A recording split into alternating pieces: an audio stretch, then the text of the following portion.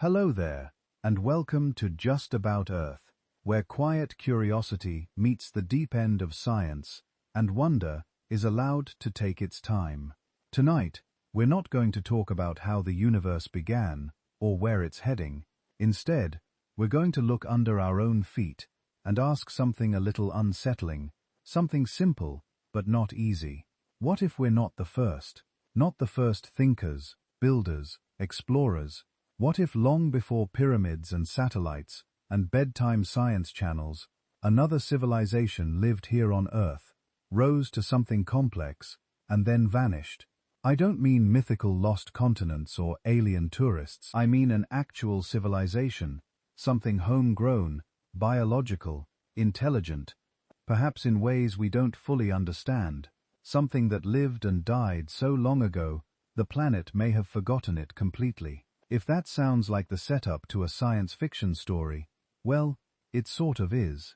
But it's also a serious scientific question, one that's been quietly bouncing around geology labs and cosmology conferences for years. The idea isn't that we'd commit or smartphones embedded in coal seams. It's more subtle than that. The question is, if there had been an advanced civilization millions of years ago, could we even tell? Would the traces survive the slow, relentless grinding of the Earth's geology? Or would everything, cities, tools, language, even bones, have been recycled back into rock and soil, indistinguishable from nature? Before we begin to explore what might be hidden beneath the layers of time, I'd so love to know where in the world you'd listening from tonight, and what time is it right now where you are? Funny, isn't it? The topic is ancient civilizations, and yet, here we are, separated by seconds and miles, quietly sharing this same little moment. No matter where or when you are, I'm glad you're here. If this kind of slow burn question is your kind of question, I'd be thankful if you tapped like or subscribed.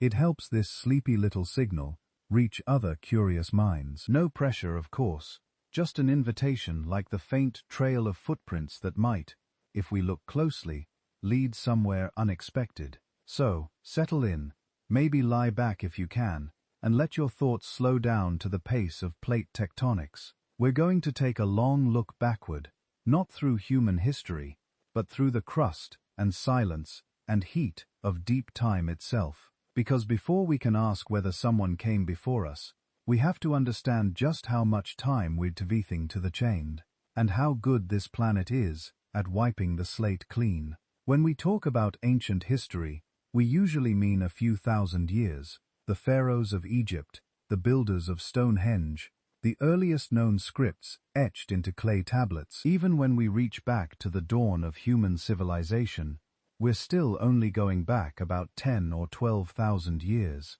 That's a blink in geological time.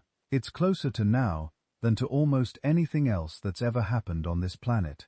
And yet to us, it already feels like the deep past, already enough to fill libraries with mystery, debate, and speculation.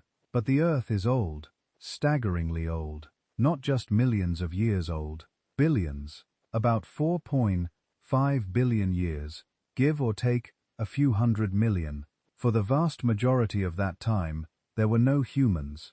There weren't even mammals for most of it, and for much of it, there was no life on land at all. Life spent a lot of time swimming, or waiting, or evolving in microscopic obscurity. And yet, despite how empty that sounds, this was when most of Earth's story was written. Layer by layer, rock by rock, in forms that speak slowly and forget quickly. The planet doesn't keep a diary. It doesn't preserve everything equally. Wood decays, metal rusts, bones dissolve, and time doesn't just pass, it acts. It buries, melts, crushes, shifts, and erases. Mountains rise and crumble.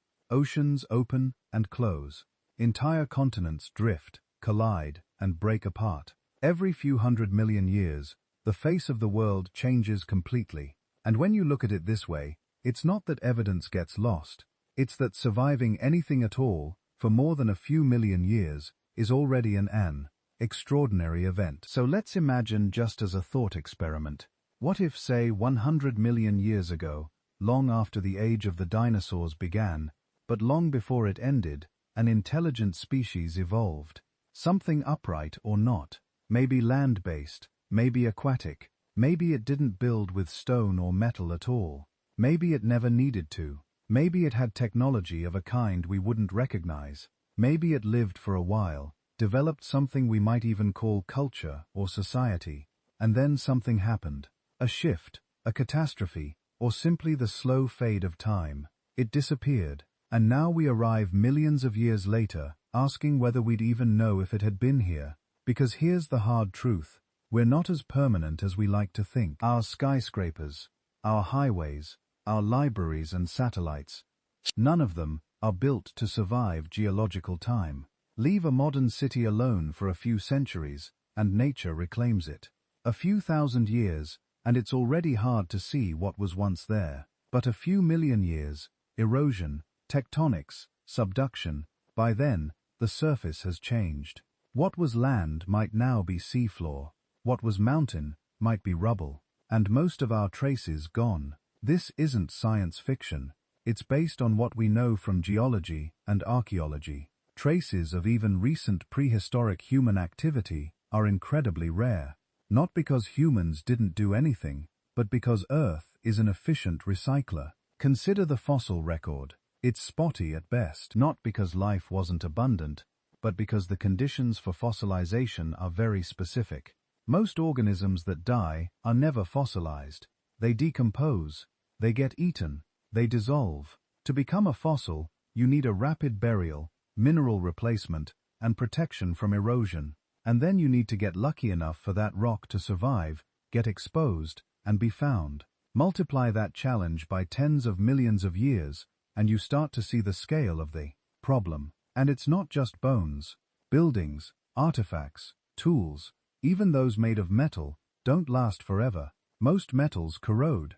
Most plastics break down, especially in sunlight or underground. Even concrete, if left unprotected, eventually crumbles. So, if a civilization had existed in the distant past, especially one that didn't leave behind vast quantities of stone structures, we might never know.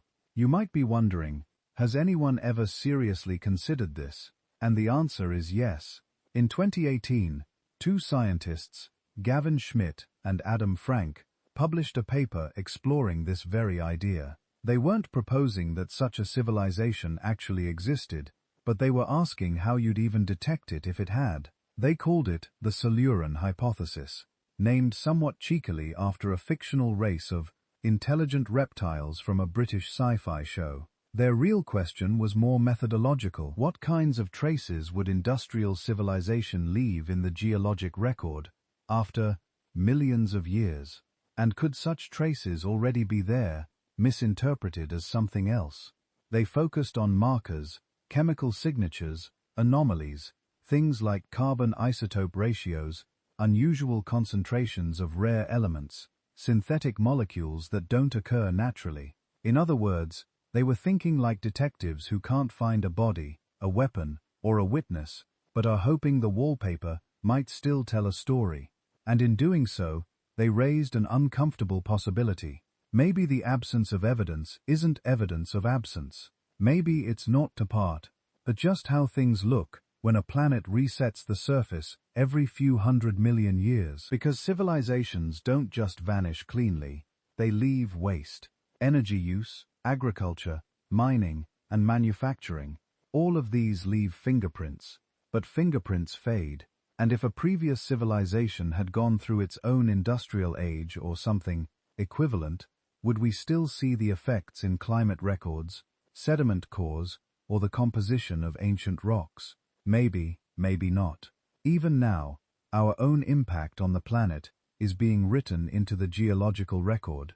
This is sometimes called the Anthropocene, the proposed name for a new geological epoch marked by human influence. Plastic in the oceans, concrete in the soil, nitrogen in the atmosphere, radioactive isotopes from nuclear tests. If future scientists, whoever or whatever they are, dig into our present, they might find these markers. The question is, how long would those last? And how visible would they be if millions of years passed before anyone looked? This isn't just idle speculation. Thinking this way helps scientists test the limits of their methods. It's about understanding not just what we find, but what we're likely to miss. The geological record is full of gaps. Some periods are well preserved, others are almost entirely erased.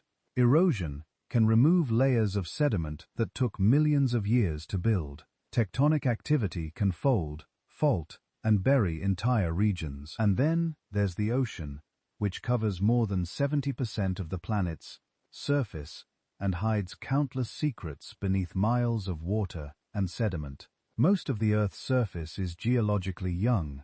That is, it's been resurfaced or altered within the last few 100 million years. Even the ocean floor gets recycled through a process called subduction. Old seafloor is pushed under continental plates and melted back into the mantle. That means if an ancient civilization had built anything near the coast, or on an island, or worse, in a now submerged region, those traces might be long gone. And yet we're here, now building, recording, observing. We wonder whether we're alone in the universe, but rarely ask if we've ever truly been alone on this planet. Maybe the past was quieter than we think, or maybe we've just lost the ability to hear it. We'll pick that up shortly, as we look more closely at what could survive, what couldn't, and whether we've already stumbled across traces without realizing it. There's more to this story, more layers, both literal and scientific, and we'll keep moving gently through them, one at a time. All right, let's slow down and ask something basic. Before we go looking for lost civilizations, we should probably decide what we're even looking for. What exactly is a civilization? And what would make one count scientifically speaking? In everyday conversation, we tend to think of civilization as a kind of upgraded version of society. Cities, writing, governments, maybe a skyline, but that's a very narrow, very modern view. Even in human history, civilizations have looked wildly different. Some built vast cities with monuments and roads, others left almost nothing behind but language and land use. And yet we'd still call them civilizations. In archaeology and anthropology, the definition gets a bit more careful. Civilizations are usually identified by a set of traits: urban centers, specialized labor, centralized authority or governance, surplus agriculture, organized religion, social stratification, the development of writing or symbolic communication, long-distance trade. Those are the big ones. But not all civilizations tick all the boxes, and some do it in ways we might not expect. So when we talk about the possibility of a forgotten or deeply ancient civilization, we need to broaden our thinking. We're not necessarily looking for giant pyramids or computer chips. We're looking for evidence of complexity, social, technological, or ecological things that don't happen by accident. Things that suggest a group of beings organized themselves at scale over time for purposes that went beyond survival. It's helpful to think about civilization less as a finish line and more as a spectrum. Somewhere between isolated survival and planetary engineering, there's a lot of room. A culture of tool users that created structures or systems beyond individual lifespans. A species that learned to store knowledge, pass it on, and modify its environment deliberately. That might not sound like much, but it's huge in evolutionary terms. And if it happened more than once on this planet, or anywhere else, it's worth taking seriously. Let's look at an example closer to home. Take the ancient city of Çatalhöyük in modern-day Turkey. It's about 9,000 years old. No streets, no monuments, no written language, just densely packed homes, built side by side, with no doors. People entered through the roofs. Yet, it's considered one of the earliest known urban settlements. Because what matters isn't the skyline, it's the pattern. Coordinated building, long-term settlement, shared rituals, food production, burial, customs. Even without grand architecture, it's a sign of collective behavior over generations. Go back further, and the clues get even more subtle. The earliest evidence of symbolic thinking in humans comes from tools, pigments, carvings, things that imply planning, memory, perhaps even belief. Not technology in the modern sense, but still technological in its own context. Evidence that minds were working in abstract ways. So now imagine a civilization that existed not 10,000 years ago, but 10 million or 100 million. What would we expect to find? It depends a lot on what they were like. If they built with organic materials, wood, plant fiber, animal products, those materials wouldn't last. If they buried their dead with rituals, but not with durable artifacts, we might find bones but miss the meaning. And if they never developed writing, or used a form we don't recognize as writing, their stories might be lost completely. Worse still, if they didn't live on land or spent most of their lives in environments that don't preserve fossils well, our chances of detecting them shrink even further. If a civilization arose in a rainforest, on a coastline, or in a swamp, most of its remains would be gone within a few centuries, let alone millions of years. It's not a matter of hiding, it's a matter of time. We also have to be careful not to project too much. We're used to seeing intelligence in the form we exhibit: language, tools, cities, and now digital technology. But intelligence doesn't have to look like us. A civilization might not be industrial at all. It might organize its society in ways that don't leave big material traces. It might communicate chemically, or visually, or through forms of behavior we don't even have words for. And that brings up a strange problem. Would we even recognize it as a civilization? Think of a termite mound. To us, it's a nest, a big pile of dirt. But in terms of engineering, it's a marvel. Internal climate control, air circulation, resource storage. The termites build collectively. They farm fungus. Their colony behaves as a single organism. If we didn't know what we were looking at, we might mistake it for a natural structure, scale it up by a factor of 1,000, or bury it for a few million years, and even that trace might disappear. So when we think about lost civilizations, we need to think like archaeologists and like biologists. We're not just looking for ruins, we're looking for patterns, anomalies, disruptions, unexpected concentrations of minerals, changes in sediment that don't match known processes, strange isotope ratios, things that might suggest someone or something was here doing something unusual. There's also the question of duration. How long would a civilization have to exist to leave a mark? Not very long, geologically speaking. Humans have transformed the entire planet in just a few hundred years of industrial activity. In terms of sediment, that's barely a dusting, but the chemical impact is measurable. Greenhouse gases, synthetic compounds, nuclear isotopes. Even if we vanish tomorrow, some of those changes would still be detectable for tens of thousands, maybe millions of years. So maybe the better question isn't whether a previous civilization existed, but whether we're even asking the right questions to detect it. We look for signs that make sense to us. Fossils, ruins, tools. But what if the signs are stranger, smaller, or in places we haven't thought to look? We'll keep going, because to answer this question fully, we need to look at how the Earth behaves over long spans of time. Not just centuries or millennia, but entire epochs. And that means looking at the forces that erase, what stays, what fades, and why. If you want to hide something forever, you don't need to bury it deep or burn it up. You just need to leave it on the surface of the Earth and wait. Not days or decades, but long enough for geology to do its work. Because the Earth is not still. It breathes, it shifts, it consumes, and almost everything built on top of it eventually disappears. We don't notice this much in everyday life. We tend to think of landscapes as permanent. Mountains seem eternal. Rivers always seem to be in the same place. Cities feel like they've always been where they are. Geologists see something else. They see motion in what looks solid.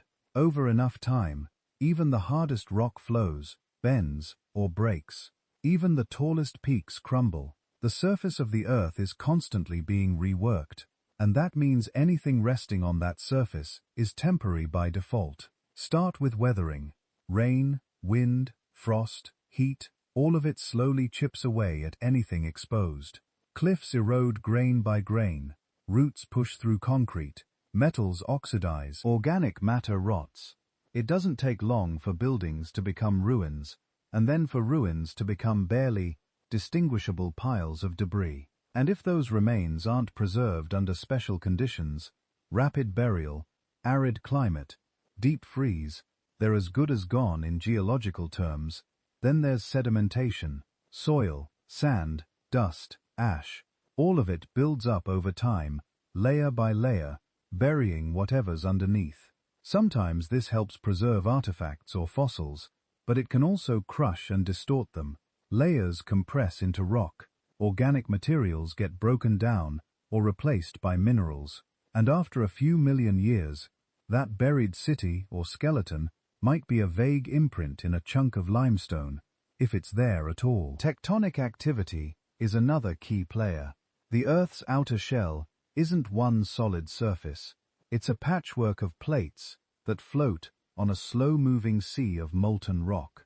These plates collide, pull apart, and slide past each other. When they do, they create earthquakes, raise mountains, open new seafloors, and drag old ones back into the mantle. This last process, subduction, is especially important. It means that entire sections of the ocean floor are gradually pulled under continents and recycled.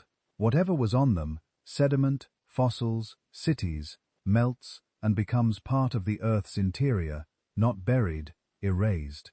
The average age of the ocean floor is only about 200 million years, which sounds old until you remember the Earth is over 5 billion years old. That means most of the planet's seafloor has been replaced many times over. If an ancient civilization had lived near the coasts or on islands, there's a real chance their traces would now be at the bottom of a tectonic plate, turning slowly into magma. Continental surfaces last longer, but even they don't keep a perfect record.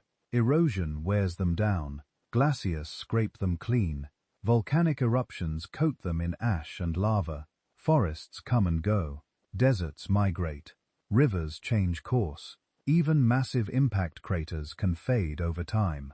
What looks permanent from our human perspective is often just the current state of something in motion. The Grand Canyon is often held up as a great geological archive, layers of sedimentary rock stacked like the pages of a book. But that book is missing chapters. There are gaps where layers were never deposited or were removed later by erosion. These gaps are called unconformities, and there are a reminder that the geological record isn't complete. It's a patchwork stitched together from what happened to survive, and survival is rare. The fossil record, which we use to understand ancient life, is incredibly incomplete. Most organisms don't fossilize.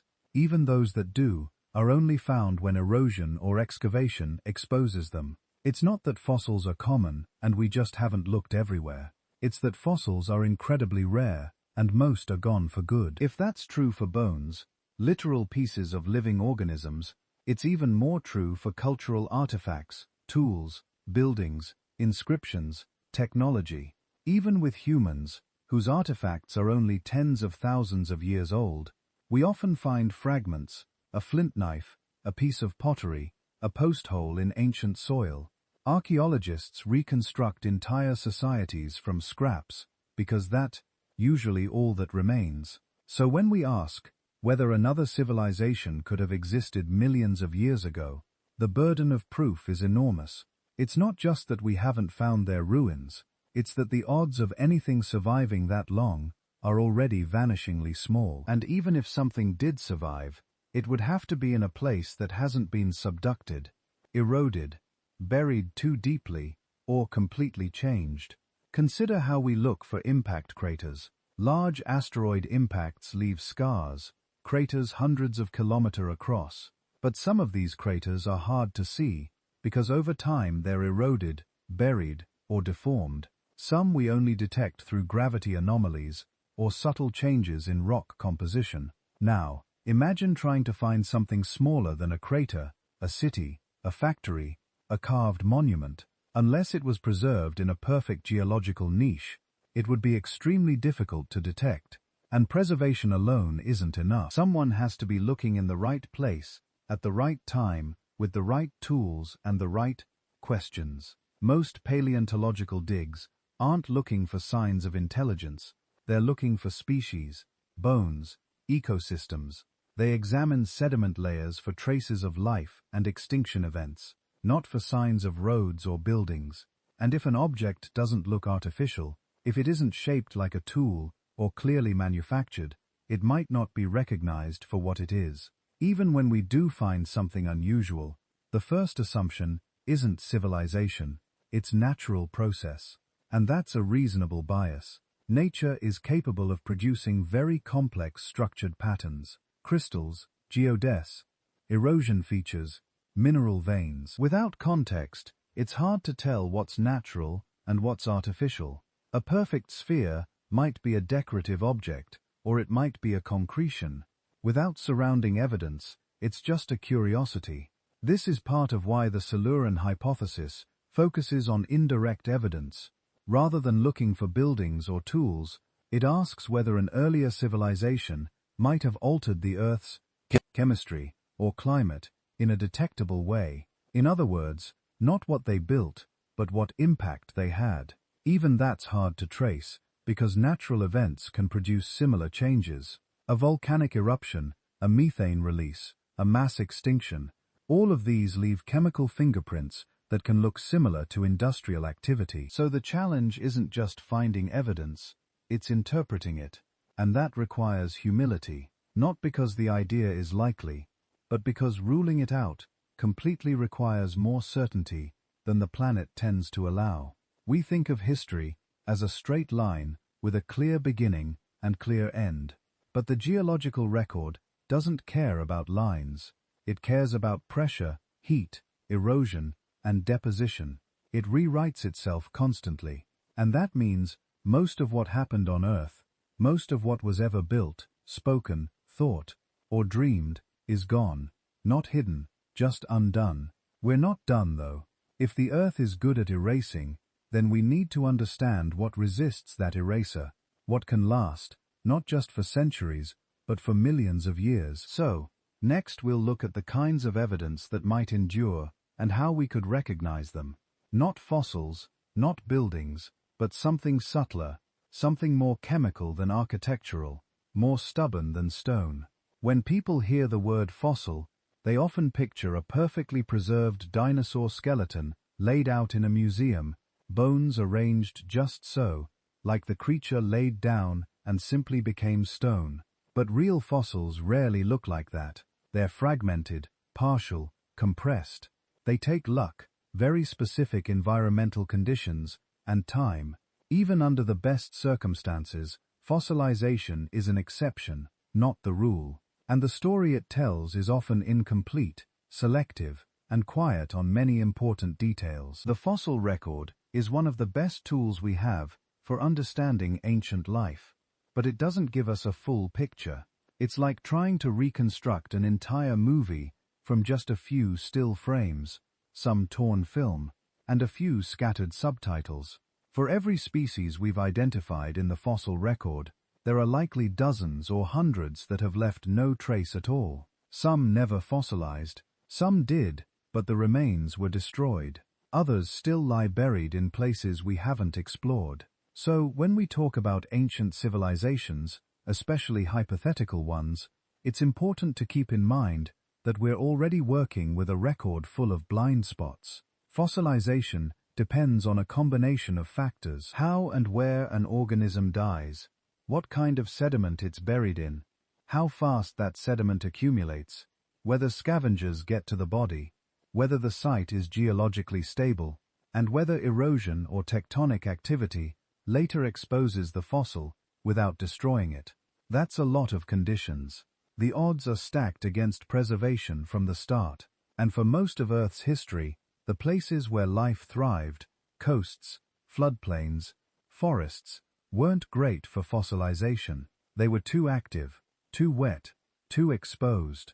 Now, imagine trying to preserve not just bones, but artifacts, tools, structures, infrastructure, things that don't even begin with the durability of bone or shell. The odds drop even further. Even stone tools, which are relatively resilient, can be hard to date and identify if they're out of context. A chipped rock might be a tool, or it might be just a chipped rock. Without patterns of use or associated artifacts, it's difficult to say, and most technological material doesn't survive the way bone does. Metal corrodes, fabric decomposes, plastic breaks down unless it's buried in an oxygen-free environment. This means that even for our own ancestors, the record is incomplete. Take Homo erectus, a species that existed for nearly 2 million years. We have tools, bones, and some evidence of fire use, but much of what they did is unknown. They traveled widely, adapted to different climates, and likely had forms of communication, but we don't know what they believed, how they organized themselves, or what they dreamed. Not because they didn't leave signs, but because those signs didn't survive. When we dig into the fossil record, we're digging into the survivors, the lucky ones, the ones whose remains happen to fall in the right spot, under the right sediment, away from too much pressure or heat. That's why periods of mass extinction leave such distinct layers. There's often a sudden die-off, a lot of material getting buried quickly, and less time for decay to erase the evidence. The layers where we find the most fossils are often moments of crisis, not moments of civilization. So, if we were looking for evidence of a past intelligent species, we might only find them if they lived near one of these rare fossil-friendly zones and then were caught in a preservation-friendly disaster. It's a narrow window, and that's assuming they left bodies at all. Intelligent life, especially if it developed advanced technology, might have disposed of its dead in ways that don't promote fossilization. Cremation, sky burials, sea burials, decomposition in designated places. And beyond that, there's a more subtle issue. What if a civilization advanced to the point where it stopped leaving biological remains entirely? What if it transferred its thinking into artificial systems, or evolved into something less physical, more distributed, less organic? We don't know if that's possible, but if it were, the fossil record wouldn't just be silent, it would be irrelevant. Even now, most of the matter involved in our day-to-day lives is synthetic, non-organic, or so processed that it wouldn't register as natural to someone studying our remains. Millions of years from now, a future geologist might find layers of strange polymers, rare earth elements, and metal alloys, and not recognize them as remnants of a civilization, especially if the context is missing. Imagine finding a thin layer of titanium dust in a 100-million-year-old sediment core. It might raise questions, or it might be dismissed as an anomaly. Interpretation is as important as observation, and that brings up something often overlooked in discussions of the fossil record: bias. Not just in what gets preserved, but in how we analyze it. We see what we expect to see, and the idea that a civilization might have come and gone millions of years ago doesn't fit comfortably into most scientific frameworks. So unless the evidence is overwhelming, it's likely to be classified as natural variation or an unexplained anomaly, not because of negligence, but because that's how science works. It prefers the simplest explanation that fits the evidence, and civilizations, especially ancient vanished ones, are not simple explanations. This is why the fossil record doesn't tell us everything. It tells us what the planet allowed to be preserved. It tells us what we happen to find. It tells us what we're able and willing to interpret. But it doesn't tell us the full story of life on Earth. And it certainly doesn't tell us everything about intelligence. Still, we have other tools. Not just bones and artifacts, but signals, signs in the soil, in the atmosphere, in the chemistry of rocks, traces left not by bodies, but by processes. And that's where we'll go next, into the kinds of evidence that don't rely on fossilization, that aren't about bones at all, but about what happens when something starts to change the planet it lives on, when intelligence leaves a fingerprint, not through tools or cities, but through chemistry. In 2018, a pair of scientists named Gavin Schmidt and Adam Frank posed a question that managed to be both wildly speculative and scientifically grounded. They asked, if an industrial civilization had existed millions of years before humans, would we be able to detect it in the geological record? They weren't arguing that such a civilization did exist. Instead, they were exploring how science would even begin to look for one. And in doing so, they gave this question a name, the Curran hypothesis. The name is a nod to a British science fiction show where intelligent reptiles, the Currans, had once ruled the Earth before humans. But the hypothesis itself isn't about science fiction. It's about testing the limits of geology and paleoclimatology.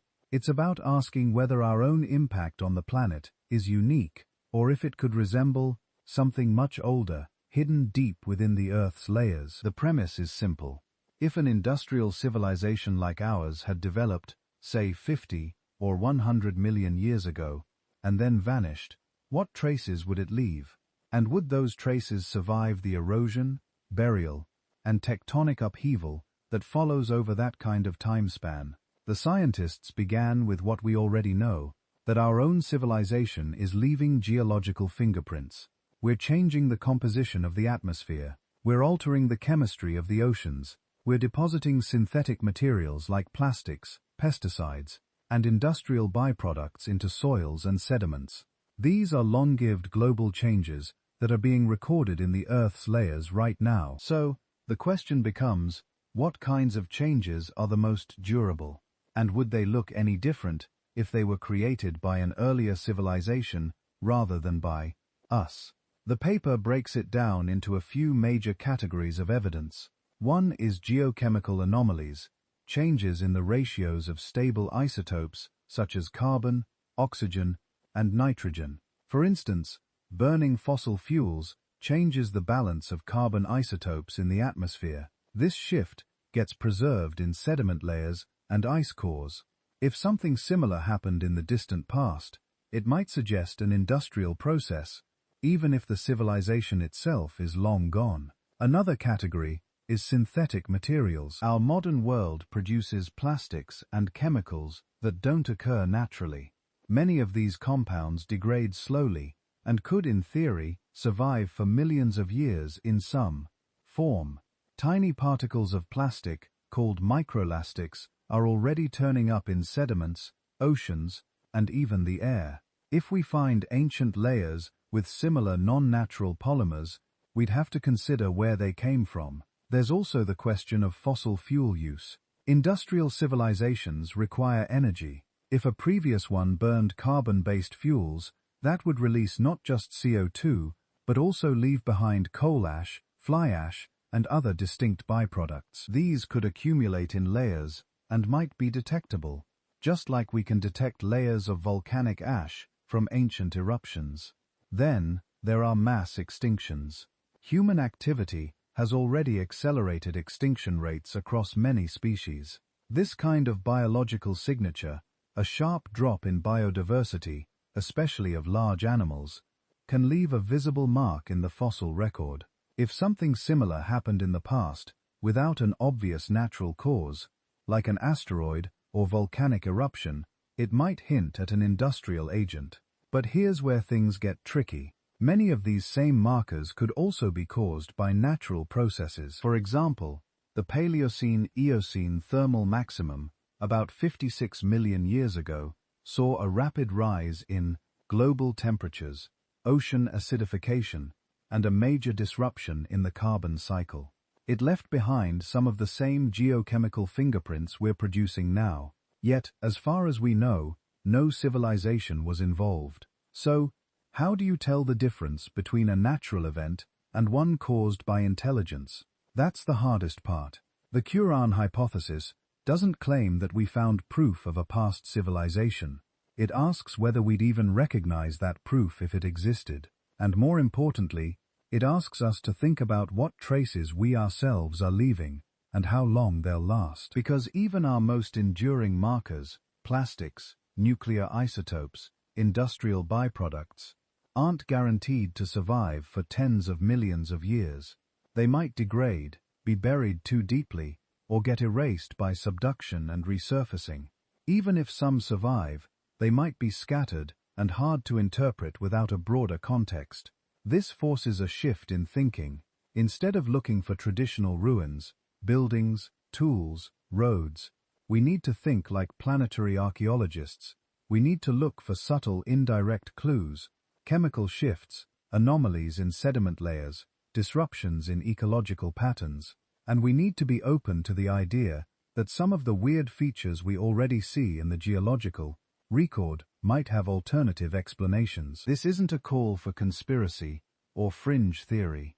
It's a framework for asking better questions, for treating the possibility of pre-human civilizations as a scientific hypothesis, not a myth or a legend. And like any scientific hypothesis, it can be tested, challenged, refined, or ruled out based on evidence. It also makes us confront a deeper point. If we, with all our technology and global reach, are still geologically fragile, if our legacy might vanish in a few million years, then how many other stories might have already come and gone, lost to time, not because they were small, but because Earth is patient and time is thorough.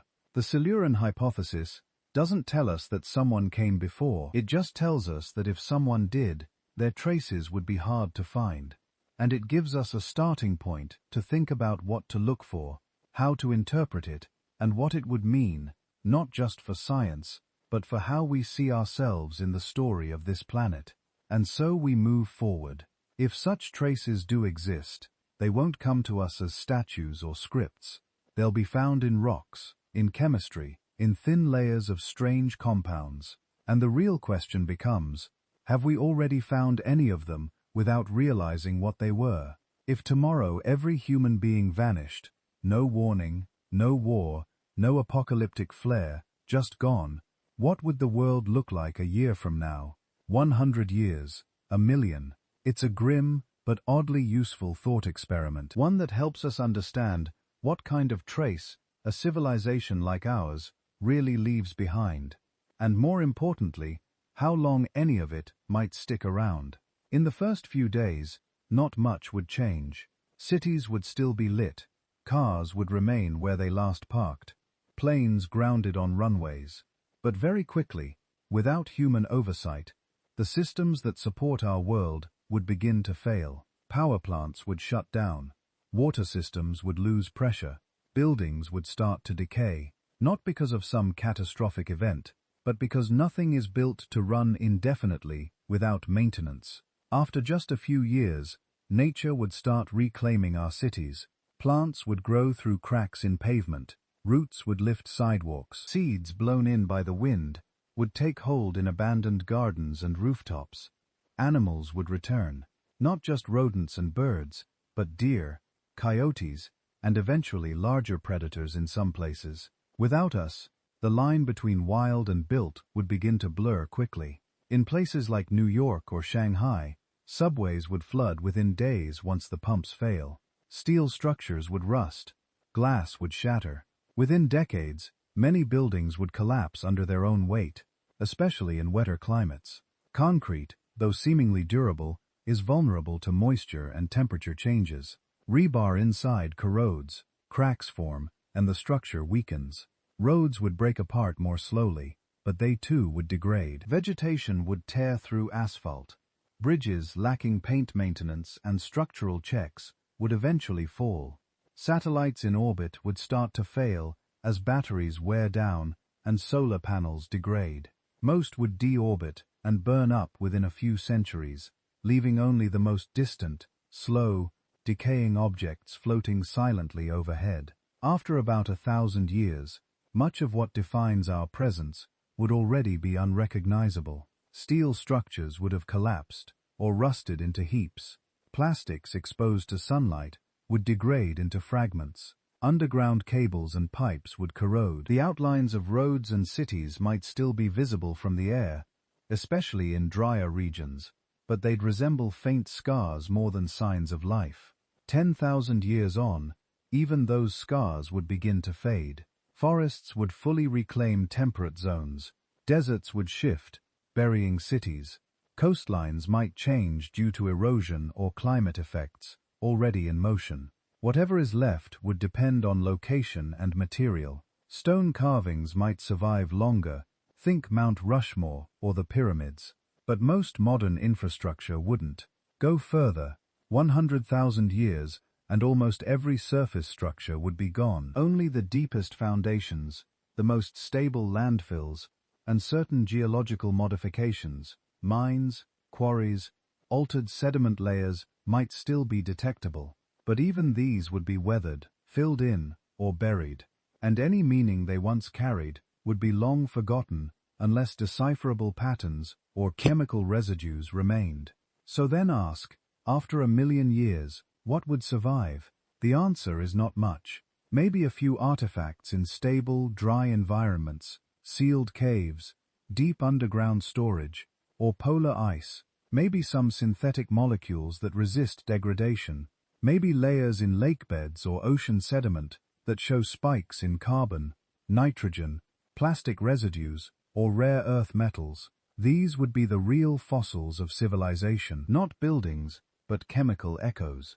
If we disappear tomorrow, the planet would begin erasing us almost immediately. Not maliciously, just mechanically. Erosion, biological decay, plate tectonics, all the usual processes of geology would continue just without interruption. And in time, the idea that we had ever been here would become harder and harder to prove. This isn't just philosophical, it's central to the question of lost civilizations, because if ours could be wiped away so thoroughly with all our global reach and technological intensity, then how could we expect the traces of any earlier civilization to have fared better? It also gives us a benchmark. If something about us can last, if anything at all leaves a durable global signature, then perhaps that's what we should be looking for when we ask whether we were the first.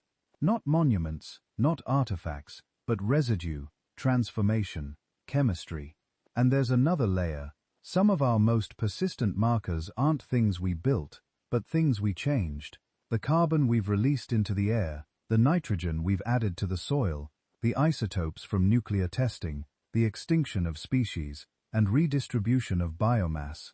These aren't structures, they're planetary modifications, and they're harder to undo. So now imagine you're a scientist, millions of years in the future, digging through a core sample of ancient sediment. You see a thin, strange layer, higher levels of carbon, a drop in biodiversity, traces of synthetic compounds, maybe even isotopes that shouldn't be there. You might ask, what happened here? Was it natural, or was there something else? That's where this thought experiment takes us. By imagining our own disappearance, we get a clearer sense of what kinds of evidence actually endure, what would rise to the level of a geological signal, and what unfortunately would simply disappear. Next, we'll follow that signal, what it looks like, where it goes, and how it might be mistaken for something else. Because even if we leave a mark, the challenge is recognizing it for what it is. Geologists don't speak in years the way the rest of us do. They speak in layers, in thicknesses of sediment, in isotopes, and core samples. Deep time doesn't count seconds or seasons. It works in intervals, events, patterns that stretch beyond the scale of memory, history, or even biology. And if we want to ask whether another civilization might have existed in the ancient past, we have to learn to think in that language. Because deep time doesn't describe what happened last week. It tells you what's written in the rock. Most of what we know about Earth's past comes not from fossils, but from the chemistry and structure of sediments. That includes ocean cores, lake beds, glacial ice, and the bands of rock exposed in cliffs and quarries. These layers form gradually depending on the environment. Dust settling in lakes, shells accumulating on the ocean floor, ash falling from volcanic eruptions. The result is a kind of archive with each layer offering clues about what the planet was like at the time it was deposited. This is the language of deep time. And while it doesn't speak in full sentences, it has a vocabulary. Carbon levels, oxygen isotopes, sulfur ratios, pollen grains, trace metals, magnetic orientation. It tells us about climate, about atmospheric composition, about what kinds of plants were growing and which species were abundant. It can even tell us about catastrophic events, asteroid impacts, supervolcanoes, mass extinctions, and in rare cases, it hints at something weirder. Some of the most detailed records come from places that change slowly and preserve well ocean floors, undisturbed lake beds, and the deep layers of polar ice. Scientists drill long cylindrical samples called cores and examine the layers cyme by cyme. They look for chemical shifts, variations in particle size, fossil content, mineral presence. Sometimes a shift in color is enough to signal a change in the world. These signals aren't always obvious. Many are subtle. A slight increase in a particular isotope, an unusually high concentration of a rare element, a ratio of carbon-13 to carbon-12 that doesn't match the expected baseline. Taken alone, any of these might be natural. Taken together, especially in a narrow slice of sediment, they suggest something happened, something sudden or unusual enough to alter the long, steady rhythm of the planet. The Anthropocene, for example, the proposed geological epoch marking human influence, is already leaving a fingerprint.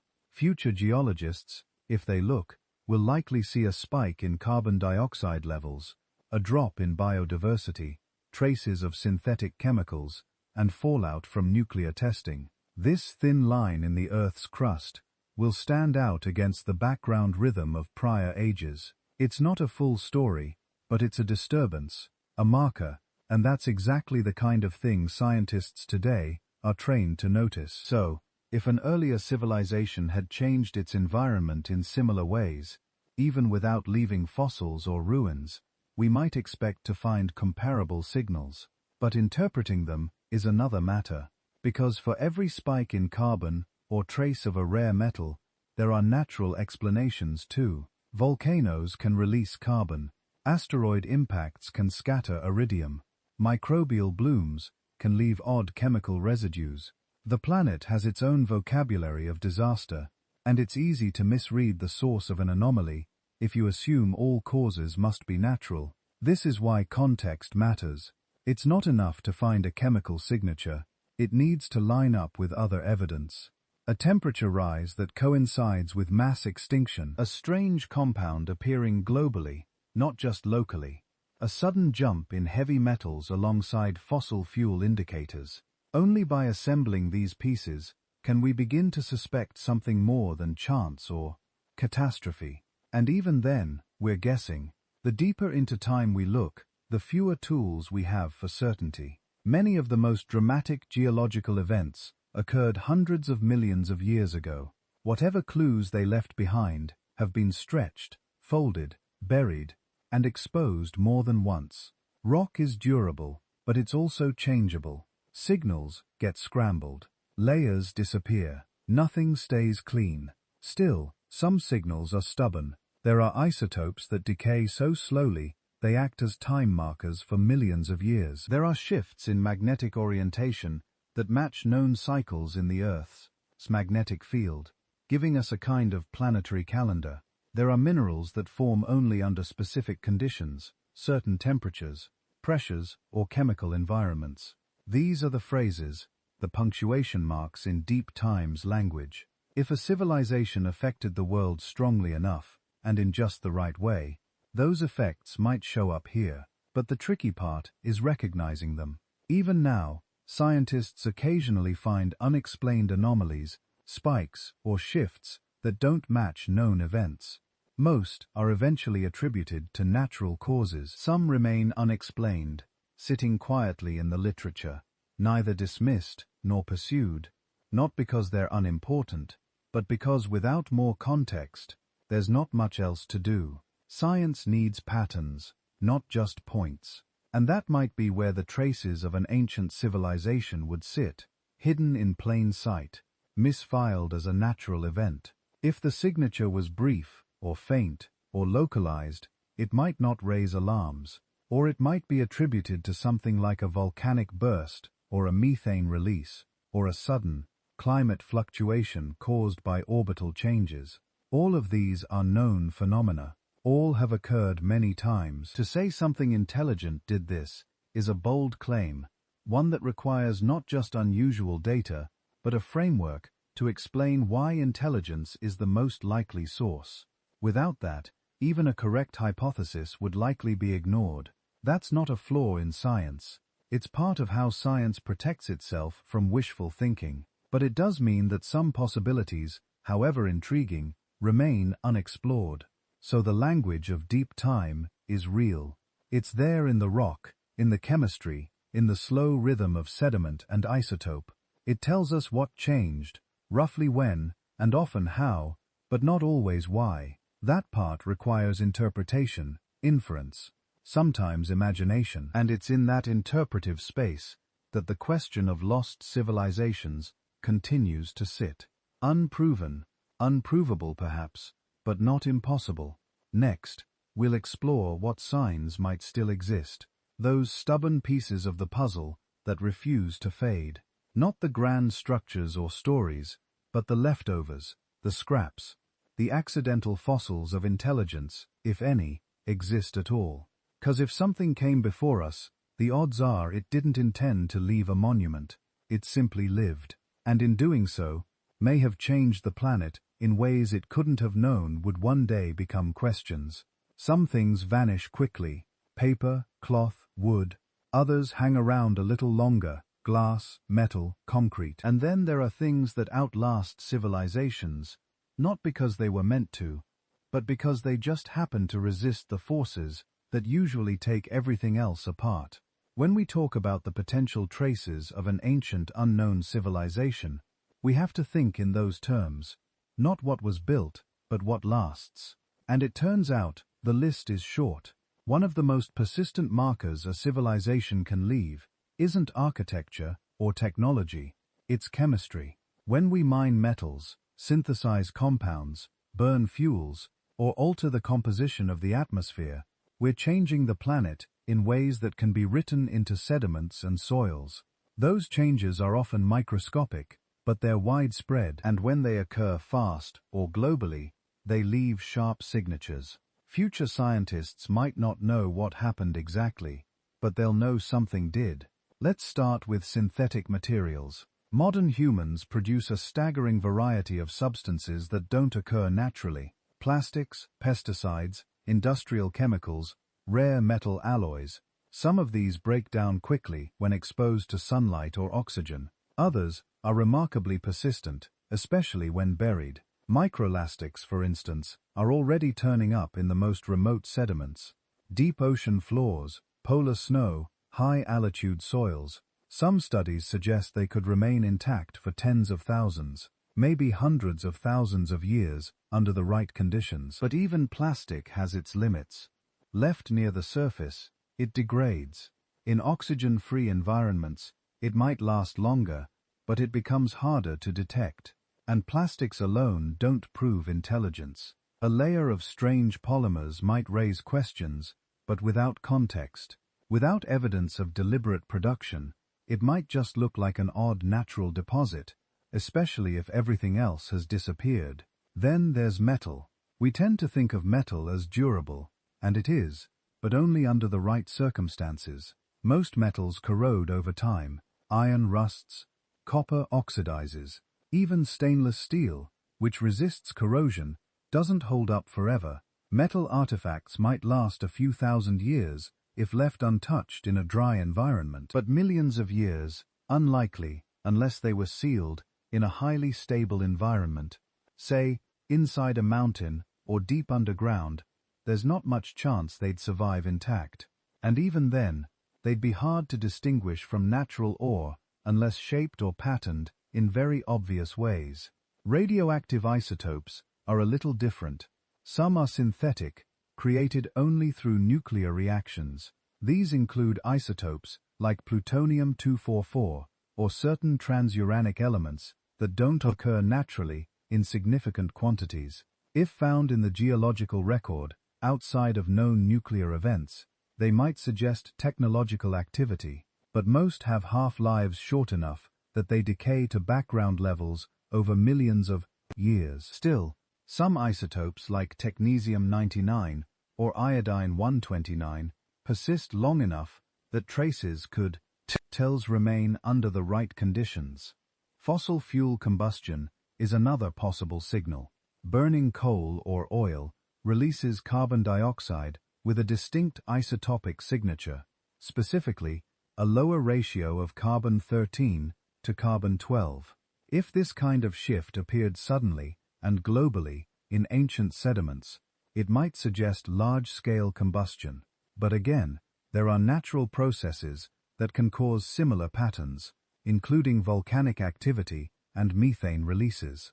We'd need additional clues to support a technological source. Another possibility is unusual concentrations of certain metals like lead, cadmium, or rare earth elements often used in electronics and manufacturing. Mining and refining these elements leaves waste.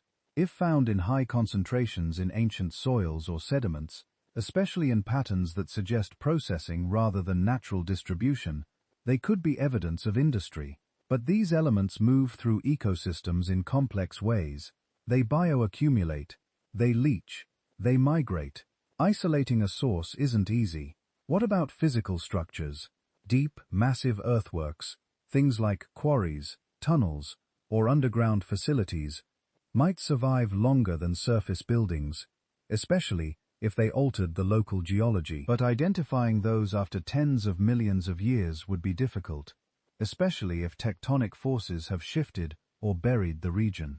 Erosion, collapse, and sedimentation can erase even large features, and without clear artificial geometry, it's hard to distinguish a mined cavern from a natural cave. Concrete is surprisingly durable, and some forms can actually strengthen over time due to mineralization.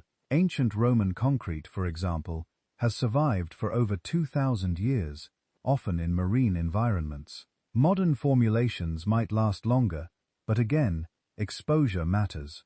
Moisture, temperature shifts, and biological growth all take their toll, and in deep time, even concrete can become unrecognizable. Just another odd formation in the rock. Ceramics and glass are better. They're chemically stable, and shards of ancient pottery are often among the most persistent human artifacts. Under the right conditions, ceramic fragments could last for millions of years, especially if they were buried and not exposed to cycles of freezing and thawing. But fragments alone tell little. They'd have to be shaped, patterned, or present in large, unlikely concentrations to suggest artificial origin. Then there are indirect signals, changes to ecosystems, food webs, or soil chemistry. Modern agriculture transforms landscapes.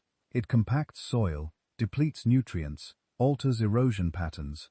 Irrigation changes water chemistry. Fertilizers leave chemical residues. Deforestation and monoculture reduce biodiversity. Even after abandonment, these effects persist. And while nature reclaims the land, the scars might remain in soil profiles for thousands, maybe tens of thousands of years. Not enough for deep time, but more than most human-made objects. All of this means that if a past civilization existed, the most durable signs would likely be subtle. Not monuments, but patterns. Not artifacts, but anomalies. Something in the sediment that doesn't belong. A disruption in the slow rhythm of natural cycles. And those signs would have to be found, identified, and interpreted correctly. No small task when working with rocks that are already older than most species. Meanwhile, the signs that don't last are all around us now. Books, photos, art, music, the content of our lives. They're the first to go. Paper burns, hard drives degrade, digital signals vanish when the power goes out. Cultural knowledge, the stories, symbols, meanings, disappears even faster than buildings. Within a few generations, even among survivors, languages can die out, beliefs can fade, and once central truths can become mysteries. So, we come back to the question, what lasts? Not much, but maybe just enough. Enough to leave a trace, if not a story. Enough to make someone someday stop and wonder, not about who we were exactly, but whether someone once was, and whether the earth, despite everything it's erased, kept a few stubborn signals hidden in its slow, silent archive. Next, we'll look at how some of these signs might behave in one of the most dynamic environments on Earth, the ocean. Because if civilization ever touched the seafloor, the ocean didn't just cover it. It may have taken it apart molecule by molecule. The ocean doesn't preserve secrets. It breaks them down. It scatters them, buries them, scrapes them away. To a civilization living near or interacting heavily with the sea, this might not have seemed like a threat. After all, water sustains life. It connects continents.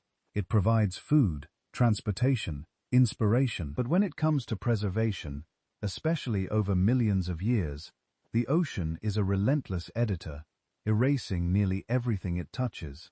And for a civilization that left its mark below sea level, the odds of us finding that mark today are almost non-existent. Still, it's worth asking, if a technological civilization had once existed and interacted with the ocean in any meaningful way, what kind of trace would it leave? And would that trace pass the test of deep time? Start with the basics. Today, most major cities are built near coastlines.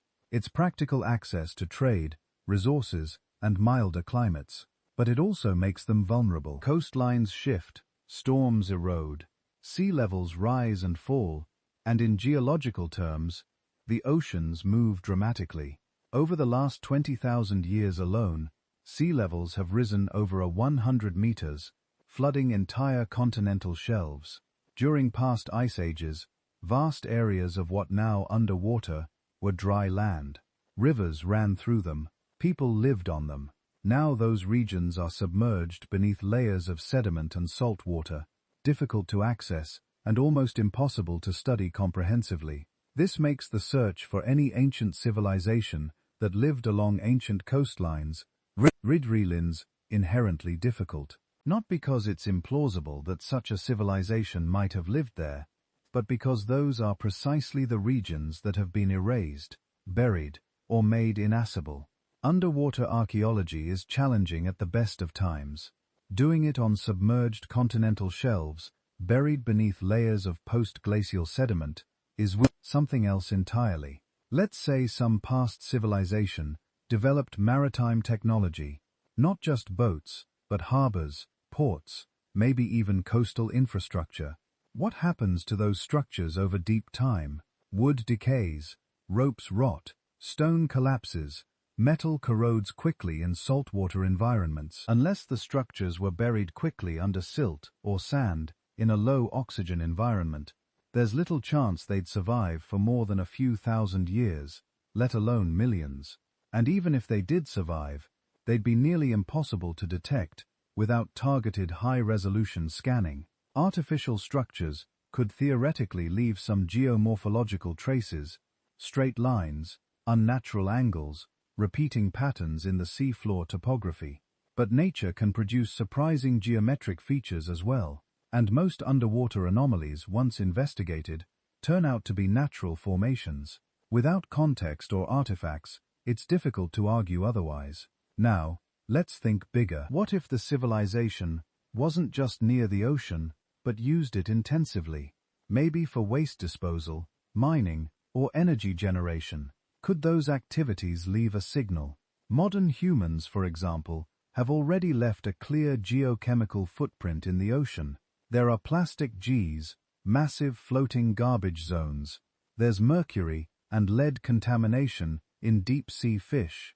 There are radioactive isotopes from mid-20th century weapons testing. There are traces of industrial fertilizers causing dead zones near coastlines, and microplastics have been found at the bottom of ocean trenches, carried there by sinking, currents, and marine life.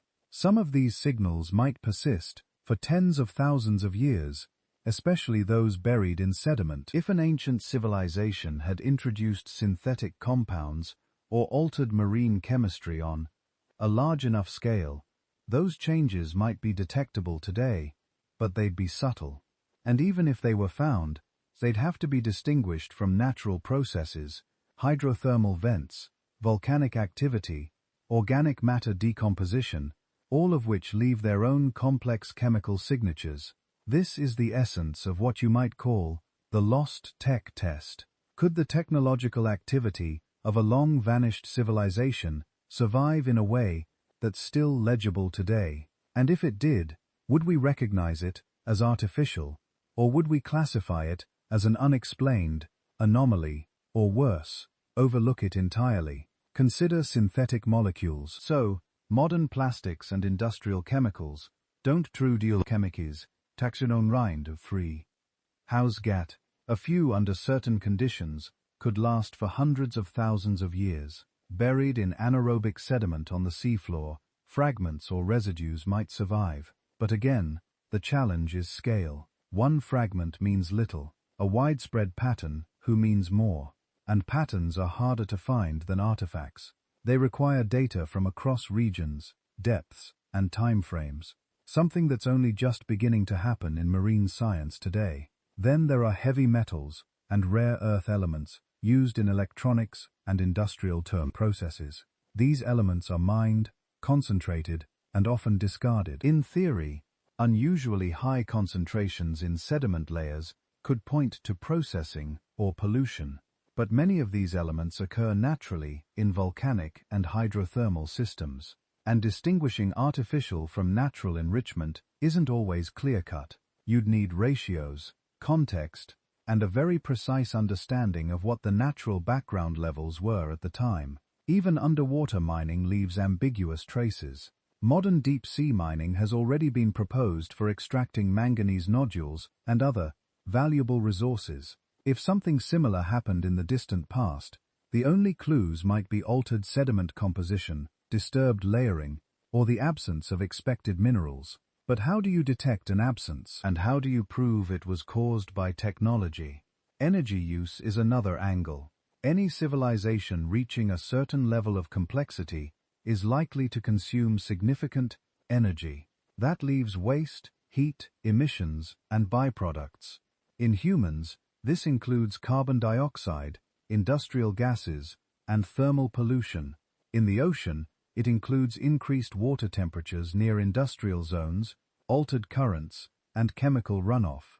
If a past civilization used energy sources that produced durable byproducts, radioactive materials, synthetic chemicals, some of those might be detectable in ancient sediments, but again, only if they were widespread or concentrated enough to stand out. The problem isn't that these traces can't exist. The problem is that even if they do, they don't immediately scream civilization. They look like chemistry, like anomalies, like odd blips in a dataset full of natural variation. And unless they're accompanied by something more obvious, geometry, repetition, tools, or clear signs of construction, they remain unexplained. Just more noise in the long, slow signal of the planet. So the lost tech test is a real challenge. It's not about whether technology existed, it's about whether the right combination of materials, processes, and environments could allow even a sliver of that technology to be found after tens or hundreds of millions of years, and whether anyone would know what they were looking at if they did. Next, we'll turn to the surface again, not to look for what's gone, but to listen for what remains. Because while the ocean wipes things clean, some places hold on to stories for much longer, and sometimes those stories show up in the most unexpected forms, not in metal or stone, but in memory, in tales passed down, and in echoes too strange to ignore. When people talk about cities lost to the sea, the first names that come up are usually Atlantis or Lamura, myths passed down, half-remembered, often repurposed by fiction and fantasy. But the real ocean has been swallowing real cities for a very long time, and not one of them left behind anything close to a monument under the waves. The sea doesn't preserve, it dismantles. It works slowly, but it doesn't stop. And when a city falls into it, what remains after a few thousand years, let alone a few million, isn't stone columns or mosaic floors. It's silence. Coastal regions have always drawn civilizations. Fertile land, easy access to trade, predictable weather patterns. These are the conditions under which complexity tends to form. And yet, by building on the coast, you're also building on a fault line between stability and motion. Coastlines aren't fixed. They migrate with tides, storms, earthquakes, and the long, slow breathing of glacial cycles. Sea levels rise and fall.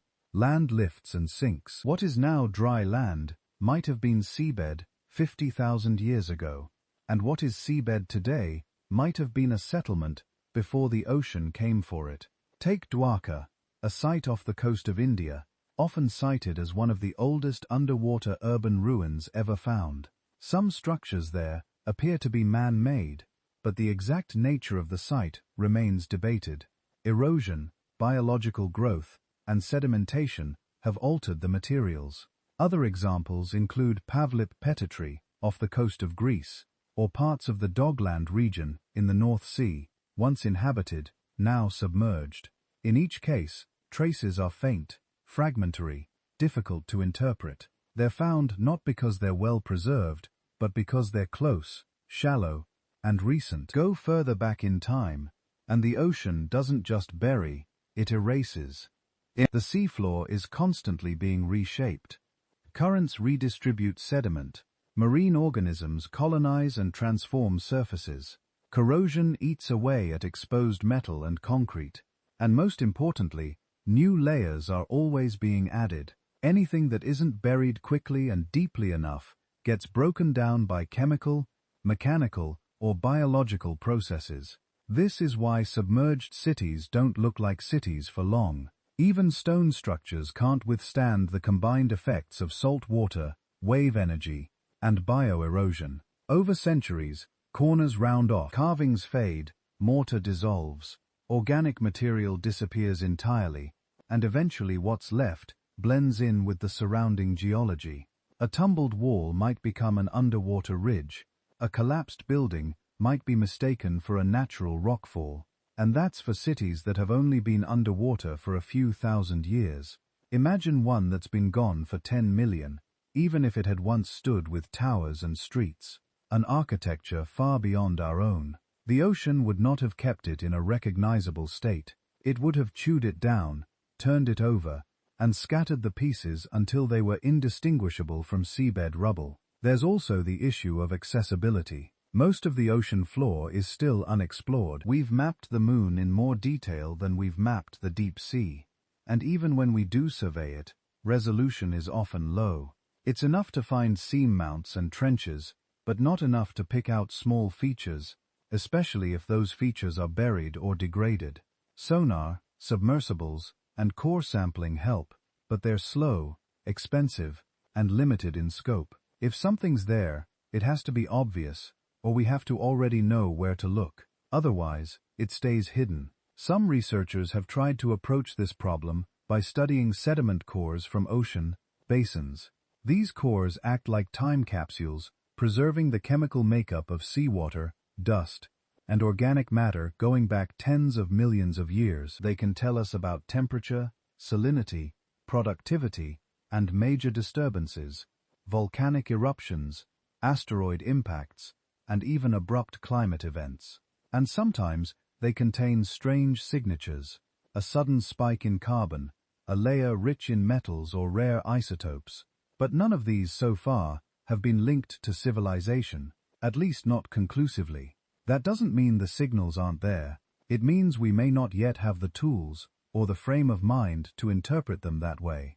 If an ancient civilization built coastal infrastructure, if it produced waste that entered the oceans, if it altered marine ecosystems on a wide scale, some trace of that might exist in the chemical record. But those changes would have to be significant, global, and rapid to be distinguishable from natural processes.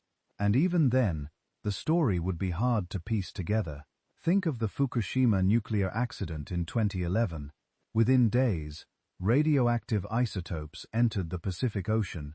Within months, they were measurable off the coast of North America. That's a modern, well-documented event, with known causes and precise measurements. Now, imagine trying to detect something similar 50 million years after the fact, with no records, no context, and most of the original material long decayed or diluted. Even if the isotopes persisted in some form, distinguishing their origin would be guesswork at best. The ocean is not just a storage space, it's a processor. It cycles water, nutrients, and sediment through physical and biological systems. It chews up evidence and incorporates it into the broader churn of the planet. Cities don't sink and sit there untouched like Atlantean ruins. They dissolve, they blend, and unless you catch them in the act of vanishing, they become part of the sea's deep memory. A memory written not in maps or ruins, but in gradients of chemistry and shape. So if a city falls into the sea and no one remembers it, was it ever really there from a geological standpoint? Probably not, or at least not in a way that's easy to prove. But these sunken landscapes still matter, not because they hold proof, but because they remind us of how quickly complexity can vanish, of how fragile presences, even when carved in stone, they're not relics of forgotten civilizations from 100 million years ago. They're warnings, previews, soft shifting reminders that permanence is something humans invented and that nature doesn't recognize. We'll move next from the sea to the stone, from things buried by water to things sealed in rock, because while the ocean devours, geology sometimes preserves, and once in a while, the planet itself seems to hold on to something it shouldn't. Not a building or a script, but a mystery, a thing that doesn't belong. And the closer we look, the more it seems to whisper that history might not be finished telling us what it knows. When scientists study rock layers, they're usually looking for patterns, clear sequences that help explain what the Earth was doing at a particular time. Was the climate hot or cold? Were there volcanoes, oceans? What kind of life existed? Each layer is like a data point, a page in a planetary logbook written in minerals and dust. But now and then, they find something that doesn't quite fit, something out of place or out of time. These are called anomalies. And while most eventually get explanations, some still sit in the margins, waiting for new tools or new ideas to make sense of them. Not all anomalies are mysterious. Geology is full of unusual but natural formations, mineral inclusions, fossil oddities, complex layering caused by environmental shifts. But every so often, something turns up that resists easy classification. A fragment that looks manufactured, a composition that doesn't match the surrounding matrix, an object embedded in stone that seems too regular, too shaped, too deliberate. Take the case of the famous artifact in coal stories, mostly from the 19th and early 20th centuries. Miners occasionally reported finding metal objects inside lumps of coal. Sometimes it was a chain, other times a bell or a piece of carved stone. These claims were often poorly documented with few surviving samples and no clear provenance. Skeptics rightly pointed out that mining is messy. Coal seams can break, collapse, mix with modern debris, and confirmation bias was probably a factor. People saw what they expected or wanted to see, but the stories remain, not because they prove anything, but because they highlight the kinds of signals people think to look for. Then there are the metallic spheres found in South African mines, often cited by fringe theorists as evidence of ancient technology. These small, grooved objects were embedded in Precambrian rock more than 2 billion years old, but studies showed they were likely natural concretions formed by mineral accumulation under high pressure. The grooves may have come from natural deformation. Interesting, yes. Manufactured, no. Anomalies like these often sit on the edge of scientific attention. Some are never investigated thoroughly because they lack context. Others are dismissed because the burden of proof for an extraordinary claim is rightly very high, and most can be explained with a little time, better sampling, or new data. But a few remain unexplained, not proven artificial, just unresolved. And that's the key point. The scientific process is cautious. It doesn't leap to conclusions. It favors known mechanisms over unknown ones, and it demands repeatable evidence, not one-off curiosities. So even if something strange is found in ancient rock, The first questions are always the same. Could this have happened naturally? Is there contamination? Was the layer disturbed? Has the sample been verified by multiple methods? Unless the answer to all those is clear, the anomaly stays in limbo. Still, not all anomalies are physical objects. Some are chemical. Take, for instance, the isotope excursions, abrupt planet-wide shifts in the ratios of certain elements like carbon or oxygen. These are visible in rock layers as sharp changes in geochemistry. Most have known causes: massive volcanic eruptions, methane releases, or asteroid impacts. But the mechanisms aren't always fully understood. Some events show signs of rapid warming, ocean acidification, and extinction, all packed into a thin slice of geological time. Some scientists have compared these to what we're doing now with industrial emissions, and a few have asked quietly whether such patterns, if found in the distant past, could ever point to intelligent activity. The answer is usually no, not because it's impossible, but because there's no reason to jump to that conclusion. Intelligence isn't needed to explain most geological events. But what if one of these anomalies couldn't be explained by any natural process we know? What if a particular layer had chemical signatures that match industrial processes precisely? Synthetic molecules, stable isotope ratios, rare metals, distributed globally and with no volcanic or astronomical source. That would be harder to dismiss, but we haven't found one. Or if we have, it's sitting in a database somewhere labeled unusual, waiting for a question that hasn't been asked yet. It's also worth remembering that many discoveries come not from looking for something specific, but from noticing something odd and refusing to ignore it. Plate tectonics, for example, was once considered fringe. So was the idea that an asteroid wiped out the dinosaurs. The data was there for decades, but it didn't make sense until someone connected the dots. Anomalies are only meaningful when someone takes the time to see what else they might be saying. And that's where this ties back to lost civilizations. If any traces exist, they might not be dramatic.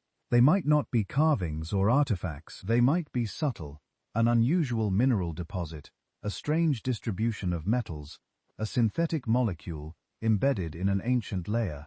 Things that on their own don't say technology, but together might raise the possibility. It's also possible we've already found some of these things, spatial, but interpreted them through the lens of what we expect to find.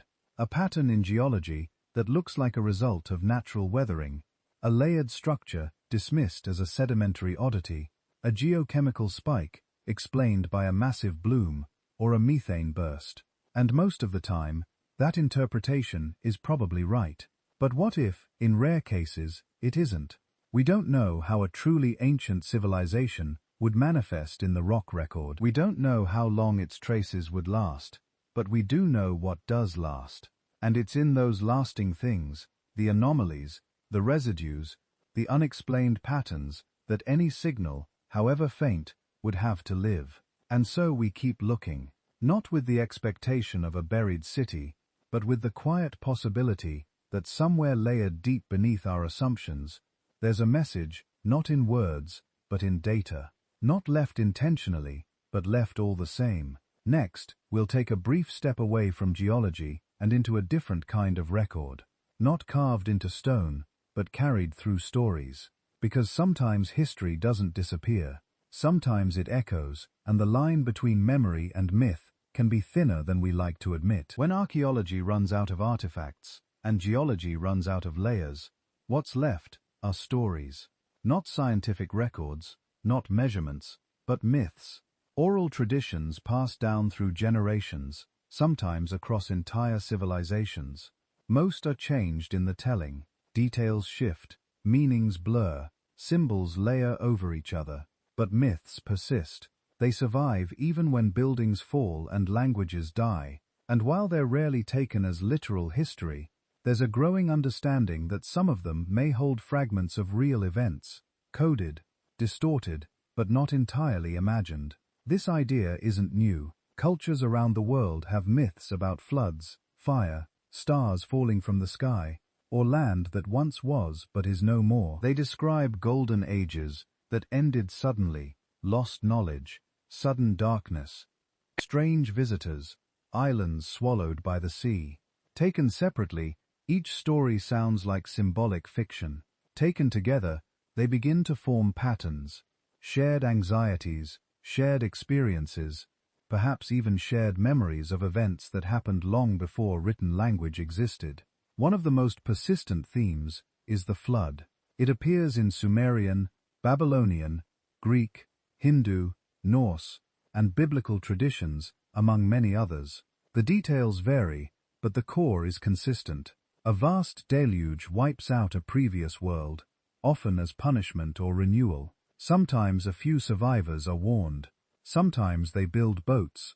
Sometimes they climb mountains. It's tempting to see this as simple metaphor, an explanation for seasonal rains, or a reflection of human vulnerability. But there's also geological evidence of dramatic sea level rise and coastal flooding, especially at the end of the last ice age. Glaciers melted, seas rose by over 100 meters, and entire landscapes were drowned. People living near those coasts would have seen their world vanish, and their descendants may have told stories about it. Other myths speak of lost lands, Atlantis, Mu, Kumarikandam, High Brazil. These places are often described as advanced, beautiful, and doomed. The reasons vary: hubris, war, cosmic punishment. But the endings are always the same. The land sinks, the people vanish, and only the tale remains. Most of these stories are viewed today as fiction, inspired by philosophical allegory or nationalist folklore. But even fiction can preserve echoes. The memory of a submerged land might be real, even if the details are not. There are also stories of knowledge lost. Many traditions speak of a time when people knew more, when ancient wisdom was common, when the stars were understood, when the earth was shaped deliberately. These ideas aren't proof of anything, but they do raise a question. How do cultures come to believe they used to know more than they do now? Not every tradition holds this view, but the ones that do often describe a fall, not just a moral one, but a loss of information, of skill, of contact with something greater. And then there are the anomalies in ancient texts: tales of machines, flying vehicles, cities in the clouds, weapons with unnatural power. In most cases, these are clearly metaphorical or symbolic. But occasionally, the descriptions get oddly specific, too specific, some argue, to be pure invention. Defenders of the myth, as memory idea, suggest these might be distorted recollections of something real, technologies or events passed down through oral tradition long after the original context was lost. It's a difficult position to test scientifically. Myths aren't evidence. They're not dated. They don't come with calibration marks or geological context. But they are part of the human record. And when multiple cultures tell similar stories without clear contact, it's worth asking why. Modern scholars in anthropology and archaeology have begun to revisit this question, not in search of ancient astronauts or secret continents, but to better understand how oral history works, how stories are preserved, adapted, and passed down. In some indigenous traditions, oral accounts have proven remarkably accurate when matched with archaeological or environmental evidence. Entire landscapes have been described in stories, river paths, glacial retreats, volcanic eruptions, centuries before written records. This means that myths aren't just fantasy. They're compressed history shaped by culture and language, but rooted in experience. They may contain metaphors, yes, but metaphors for something. And sometimes, with enough patience, those metaphors can be decoded. None of this proves that an earlier civilization existed, but it does complicate the idea that history begins with writing. The absence of a script doesn't mean the absence of memory, and in a world where physical evidence is fragile, but stories can last for thousands of years, maybe myths deserve a second look. They might not tell us what happened, but they might tell us that something happened, and that it mattered enough for people to try and preserve it in the only form they could. We'll continue by turning our attention to the ground, literally, to the bits and pieces we've pulled from the earth that seem at times out of place. Not myths, not metaphors, but materials. Things with shape, weight, and texture. Some ordinary, some strange, and some that raise just enough questions to keep this old idea alive. Tektites are small, glassy objects, scattered across parts of the earth, often dark in color, aerodynamic in shape, and surprisingly consistent in composition. Most geologists agree they're the product of impact events formed when a meteorite strikes the planet, melts the local rock, and sends droplets of molten material into the atmosphere, where they cool and fall back to the ground. They're fascinating, but not mysterious. At least, not in isolation. What becomes more interesting is how often these odd bits of material, tektites, metal fragments, shaped stones, get lumped into stories that stretch beyond geology. Stories of lost technologies, vanished builders, tools where there shouldn't be tools. And while most of these claims don't survive scientific scrutiny, some of the artifacts they center on are real. Not alien, not magical, just hard to classify. They sit in museum drawers, misfiled or unstudied, not because of conspiracy or negligence, but because science moves on when something doesn't fit cleanly. Take the so-called out-of-place artifacts, usually shortened to parts. These are objects to have been found in geological strata that predirect human history. Examples include metal spheres in billion-year-old rock, carved objects in coal, or machined-looking items embedded in stone. Almost all of them have been explained as misidentifications, hoaxes, or natural formations. But the persistence of these stories tells us something, not about ancient machines necessarily, but about how hungry people are for a different narrative, one where civilization didn't start 10,000 years ago, but has been coming and going for much longer. Sometimes these artifacts are genuinely curious. A polished stone ball with perfect symmetry, a copper tool discovered in a layer thought too old for metallurgy, or a carved pattern found deep in a cave where no known culture was thought to have reached. In nearly every case, there are natural explanations, or at least plausible ones. Geology can produce surprisingly regular shapes. Chemical weathering can etch rock in strange ways, and tools can move through layers due to animal activity, groundwater shifts, or human error during excavation. But even if none of these objects turn out to be the smoking gun for a lost civilization, they raise an important point. The deeper you go into the past, the harder it becomes to prove or disprove anything. Sediment gets churned, caves collapse, dating methods rely on context, and context can be lost. If a technological object were buried in a layer 10 million years old and it didn't science and match anything we knew, we wouldn't automatically conclude it was ancient. We'd probably assume contamination, a misplaced sample, a modern object that found its way down, and most of the time that would be right. But that assumption, though statistically sound, makes us almost blind to the rare cases where it might be wrong. Tools, real tools, can survive for a long time under the right conditions. Stone tools, in particular, are resilient. We found chipped flints over 2 million years old, showing deliberate shaping, clear use, and evidence of cultural transmission. What's notable is that it took a long time for archaeology to recognize some of these artifacts as tools at all. For years, many were dismissed as geoacts, naturally broken stones. Only when patterns emerged, repetition, clustering, wear marks, did the scientific community begin to accept their human origin. This has a direct lesson for the search for any non-human civilization. The first signs wouldn't be cities or machines. They'd be patterns, tools that don't match local geology, arrangements of materials that suggest planning, regular shapes appearing more often than chance would allow. But those signs would be extremely easy to overlook, especially without context. And context is fragile. Imagine finding a perfectly shaped sphere in a layer of rock dated to 100 million years ago. The immediate assumption would be that the layer has been disturbed, that the object is intrusive, and that might be true. But if we automatically dismiss every anomaly that doesn't fit the known timeline, we close the door to discovering anything that might change that timeline.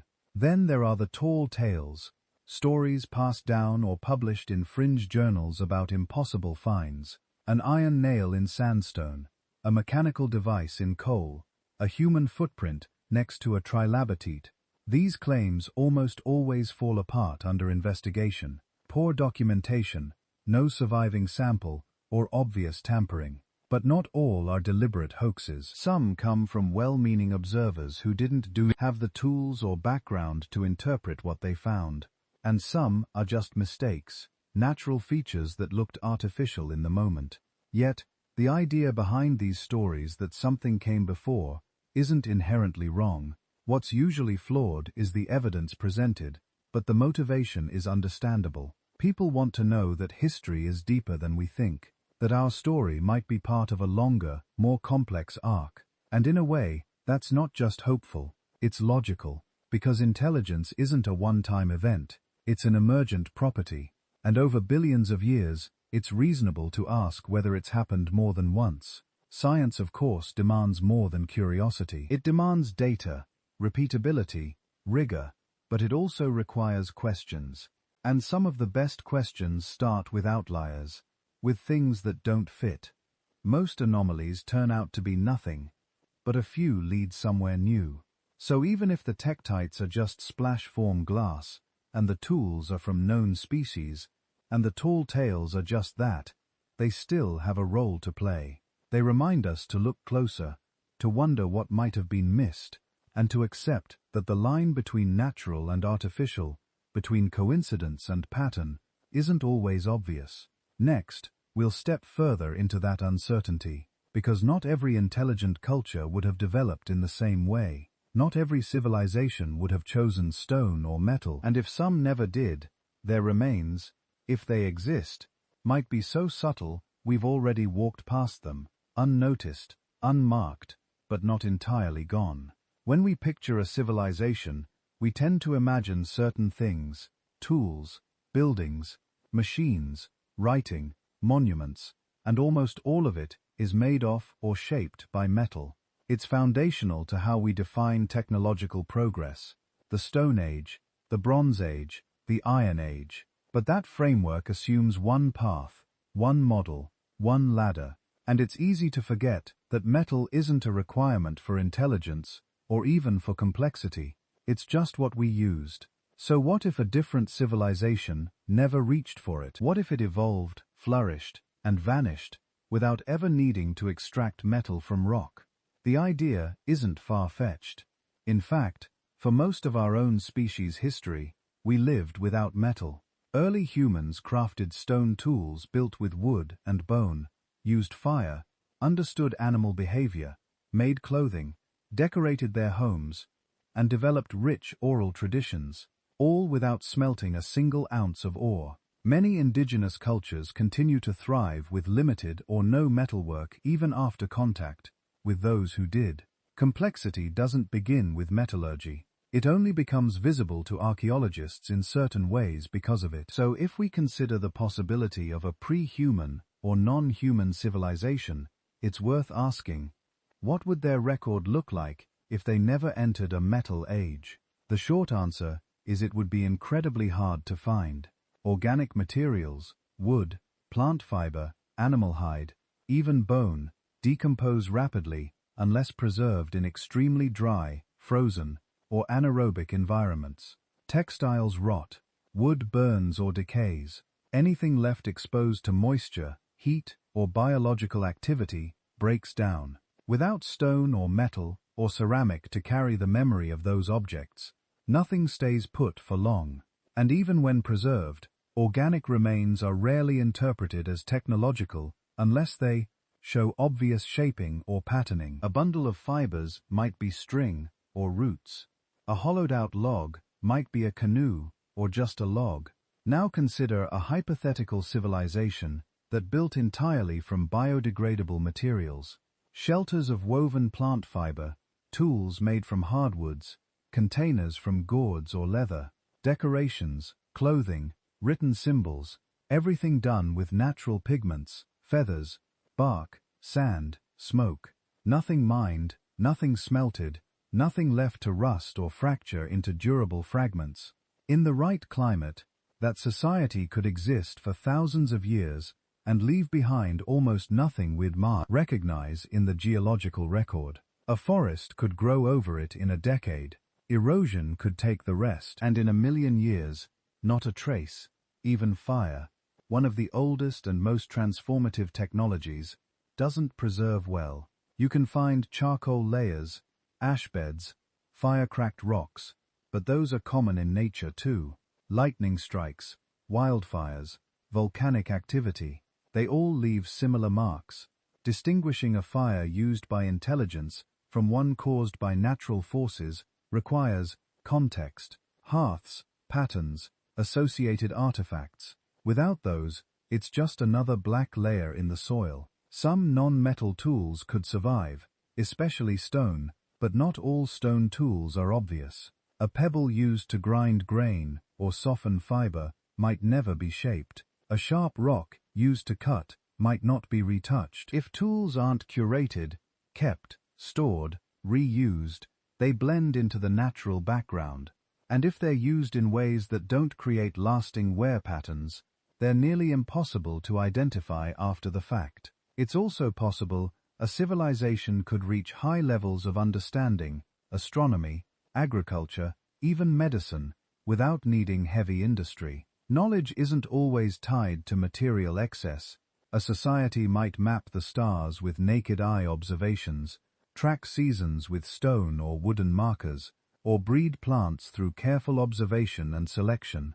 They might tell time with water, compute with knots or beads, pass down knowledge through encoded song. Nothing in those systems demands metal, only continuity. And if that continuity breaks by natural disaster, disease, migration, the knowledge can be lost just as quickly as the tools decay. Language especially is fragile. Spoken words vanish with the speaker. If not written or carved, they disappear entirely. And even written records can fade. Paper burns. Bark and leaves decay. Inscriptions in sand, dust, paint, or wood don't last unless intentionally preserved. So, if a civilization never developed a durable script, or never needed one, we might never know it existed. And then, there's the question of scale. Not all civilizations build cities. Some remain mobile, some blend into their ecosystems, some value impermanence. Our definition of advanced is biased toward what leaves big footprints. Architecture, pollution, energy use, but those are cultural choices, not inevitable steps. A society could be technologically sophisticated, even philosophically advanced, and still choose to live in ways that minimize its geological impact, especially if it learned, through experience or disaster, that high-impact lifestyles lead to collapse. In that case, what signs would remain? Perhaps modified landscapes, terrace hillsides, altered river paths, plant species growing far from their origin points, maybe traces of fire management, soil enrichment, or intentional biodiversity patterns. But these things are subtle. They blend into natural processes, and they're easy to overlook or to interpret as accidental. We already see this in our own world. Amazonian terra pria, dark, fertile soil, enriched by ancient communities, is still not fully understood. It contains charcoal, bone, pottery, shards, and organic matter layered in ways that suggest deliberate engineering. But it doesn't look like a city. It looks like dirt. And for a long time, it was dismissed as just another soil type.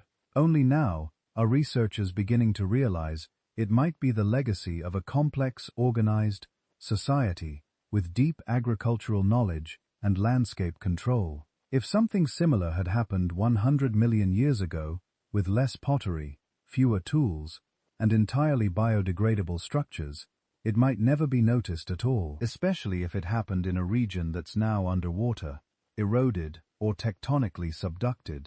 So civilizations without metal may not be lost because they failed. They may be lost because they succeeded in living lightly, in blending with their environment, in valuing cycles over monuments. And from a preservation standpoint, that success becomes invisibility. We tend to think of progress as a trail of artifacts, but the absence of those artifacts isn't always a lack. Sometimes it's a decision or a consequence of different priorities, or simply the result of being erased by time, which never promised to keep our records in the first place. Next, we'll look at the silence this all leaves behind, not just the physical gaps, but the deeper uncertainty. Because even with everything we know about geology, archaeology, and history, there are still places where nothing speaks. And that silence might be telling us something, or hiding something that once did. Soil holds memory, but it doesn't speak loudly. It remembers what grew, what died, what burned, what passed through. It records footsteps sometimes. It absorbs blood, ash, rainfall, decay, but it doesn't shout its history. It holds on to it quietly, and only in pieces. If you dig into it with the right tools, you can sometimes find a story, but more often, you find silence. And in that silence, we start to realize just how fragile the record of a civilization really is. We think of soil as surface, but in many ways, it's an interface, a transition zone between the living and the non-living. It's where biology meets geology. Every leaf that falls, every organism that dies, every root that pushes through it, is shaping the layer beneath us. And over time, those layers compact. They fade into sediment, and if they're buried deep enough, they become stone. But most soil doesn't last that long. Most of it is turned over, eroded, washed away. So the traces that do survive are rare, and those that do often don't tell you much on their own. There are places where soil carries a clear signal of past life. Ancient hearths leave behind char. Collapsed homes leave behind organic stains. Burial sites show patterns of human activity, discoloration, disturbed layering, chemical shifts from decaying bodies and offerings.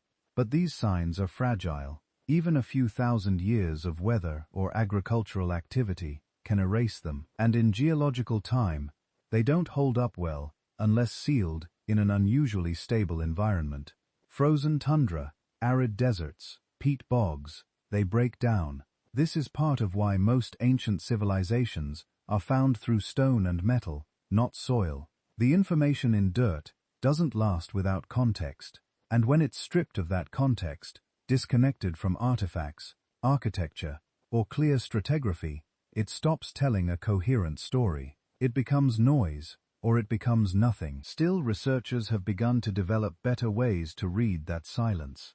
Archaeobot, for example, studies tiny plant remains, pollen grains, phytoliths, seeds to reconstruct ancient landscapes. Archaeologists look at soil chemistry, texture, and layering to infer human activity. Blackened soil layers might suggest controlled burning. Phosphate concentrations might indicate habitation or waste disposal. Unusually fertile patches might point to long-term agriculture. But even these clues require interpretation. High phosphate doesn't automatically mean people lived there. It could come from animals. Soil might be a hearth or a lightning strike. Soil enriched by charcoal might be deliberate, like Amazonian terrapa, or just the result of a firestorm.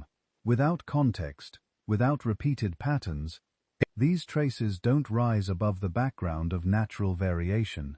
And so, when we ask whether another civilization might have existed in the deep past, we have to face this reality. Soil won't confirm it. Not alone, not after millions of years, because even if such a civilization once altered the land, grew crops, built homes, shaped environments, those changes would almost certainly have been reabsorbed, worked back into the matrix, turned over, washed out, compressed, or simply erased. It's a difficult idea to accept that a whole society, its knowledge, its cities, its memory, could vanish so completely that even the ground it stood on forgets it. But that's the nature of time, not cruel, just indifferent. If nothing resists, nothing remains. And soil as a medium doesn't resist much. It cooperates.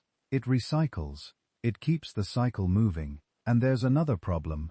Even if a few residues do survive, how would we know they weren't natural? How would we recognize the difference between an ancient garden and a wild meadow, between a fire pit and a burnt patch of ground, between a footpath and a game trail? The longer ago it happened, the less those distinctions matter. At a certain point, activity and accident become indistinguishable. We also have to consider that what survives is not necessarily what mattered most. Stories don't fossilize. Relationships don't show up in core samples, songs, rituals, ideas. They leave no chemical marker, and even when objects survive, their meaning often doesn't. We found ancient tools we still don't understand, languages we can't read, symbols we can't decode, and those were from civilizations we know existed. The gap left by an unknown one would be even wider. So when we sift the soil for answers, we have to be honest about what we're looking for and what we're willing to recognize as significant. A strange chemical spike, an unusually fertile band of earth, a layer of char in an unexpected place. Are these signs of intelligence or just noise? The line is blurry, and in deep time, it's almost invisible. But the silence itself is a kind of answer. It tells us that even intelligence, even culture, can pass without notice. That the earth doesn't differentiate between life that shaped itself through instinct and life that shaped itself through thought. And that unless something lasts, something durable, strange, unmistakably artificial, it will be lost to the cycle, just another layer, just another shade in the soil.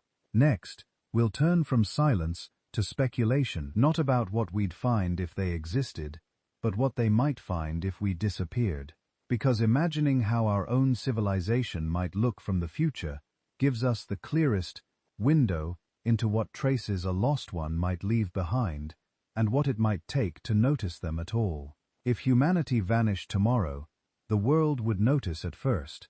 Silence in the cities, lights going out, planes grounded, roads empty. But in geological time, that silence wouldn't last. Our absence would register for a moment, then begin to dissolve. What would remain, though, is the question that connects directly to everything we've asked so far. Not what we are while alive, but what part of us might persist when there's no one left to explain it. If future beings, human or otherwise, ever looked back at the layers we're building now, what would they actually find? Some signals would be unmistakable. The chemical composition of our atmosphere, for example, is already changing in ways that are visible in ice cores and ocean sediments. Carbon dioxide levels are spiking at a rate unprecedented in the last several million years. Methane concentrations are up. Nitrogen cycles have been altered by fertilizer use. These changes are global and synchronous. Sharp, unnatural spikes in what had been a relatively stable pattern. Even without knowing the cause, future geologists would see that something big happened during our time. Plastics are another marker. Synthetic polymers are being deposited almost everywhere. Landfills, rivers, oceans, mountain snow. Microplastics are found in marine sediments, in fish, in human blood. They're resistant to decay in many environments, and even if broken down into smaller fragments, their chemical fingerprints might remain. Future researchers might find thin layers of microplastic-infused sediment appearing abruptly in the geological record and distributed planet-wide. They'd stand out, not because plastic is indestructible, but because it's distinct, unnatural, a layer made of things the planet never made on its own. We're also altering the mineral composition of the planet in subtle ways. Industrial processes create new minerals, some never before seen on Earth. Fly ash from coal combustion, slag from metal smelting, concrete particles, synthetic pigments, artificial alloys. These technofossils are forming now, often embedded in concrete or buried in landfills. In the distant future, they might show up as anomalous inclusions in sedimentary rock, sharp fragments with precise ratios of elements that don't naturally cluster together. Then there's radiation. Above-ground nuclear testing in the mid-10th century scattered isotopes across the globe, cesium-137, plutonium-239, and others. These isotopes decay at known rates, but they're measurable, even now, in soil, ice, and the bones of animals. The radioactive signature from this brief but intense period, it could persist for tens of thousands of years, possibly longer in shielded environments. To a future observer, it would look like a sudden burst of radiation with no apparent natural cause. Our cities, ironically, wouldn't last long. Above ground, buildings would collapse from neglect within decades. Steel rusts, concrete cracks, glare shatters, rebar expands, plant roots pry open foundations, moisture seeps into every crevice. In 1,000 years, most structures would be unrecognizable, buried, eroded, overtaken by forest or desert. In 10,000, you'd have to dig to find the remains at all. Only in places where urban layers are rapidly buried by flood, landslide, or volcanic ash might intact structures survive long enough to fossilize. And even then, they'd likely collapse into jumbled debris, stripped of form, disconnected from meaning. Deep underground, some structures might fare better. Subways, bunkers, mines, waste repositories, anything sealed from the surface might last much longer, especially if they're in geologically stable regions. Future excavators might find strange chambers filled with unknown materials or corridors, carved with unnatural precision, but without records, without context. Those too would be difficult to interpret. A data center might look like a cave. A missile silo might look like a natural void lined with strange minerals. Our machines, cars, phones, airplanes, satellites wouldn't age gracefully. Metal corrodes, wiring breaks down, plastics degrade. Buried in sediment, a few might last longer in partial form. Engines fossilized in place, circuit boards turned into mineral composites.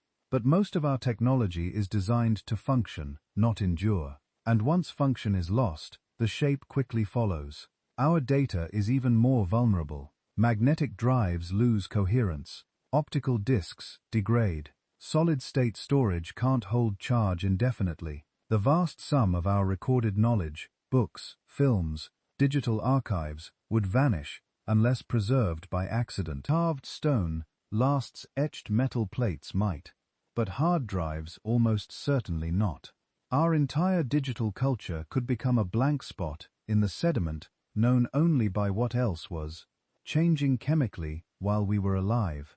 Agriculture might leave longer fingerprints. The global reshaping of ecosystems, cleared forests, terrace hills, monoculture fields, has changed erosion patterns, soil chemistry, even plant evolution. Thousands of years from now, fossilized pollen might show sudden dominance of just a few species. Patterns of deforestation might leave odd carbon signatures in sediment. Future botanists could infer widespread cultivation, but again, without tools or texts, it's a partial story. Agriculture without farmers. Domesticated animals leave bones. They might show up clustered around ancient settlement sites. Dogs, cattle, sheep, pigs, all genetically distinct from their wild ancestors.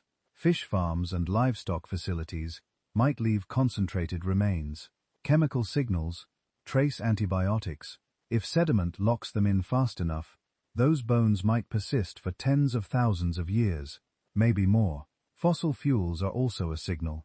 The massive extraction and combustion of coal, oil, and gas leave distinct traces not just in the air, but in soil and water. The isotopic signature of burned fossil carbon is already being detected, and in some future layer of rock, the shift will look sharp. Compressed into a few cm of sediment, it will signal a planet out of balance. Greenhouse gases rising, temperature climbing, oceans acidifying, a pattern never seen before, and possibly, if we disappear, never seen again. So what would we leave behind? Not monuments, not stories, but chemistry, isotope ratios, artificial molecules, strange minerals, a spike in carbon, a dip in biodiversity, a line in the rock, a signature sharp enough, fast enough, and global enough to say something intelligent was here, something that built and burned and buried itself in its own record.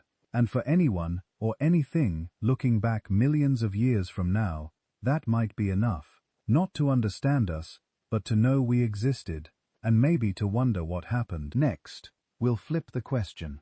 If something came before us, if some earlier intelligence rose and fell long before we appeared, then where is their line?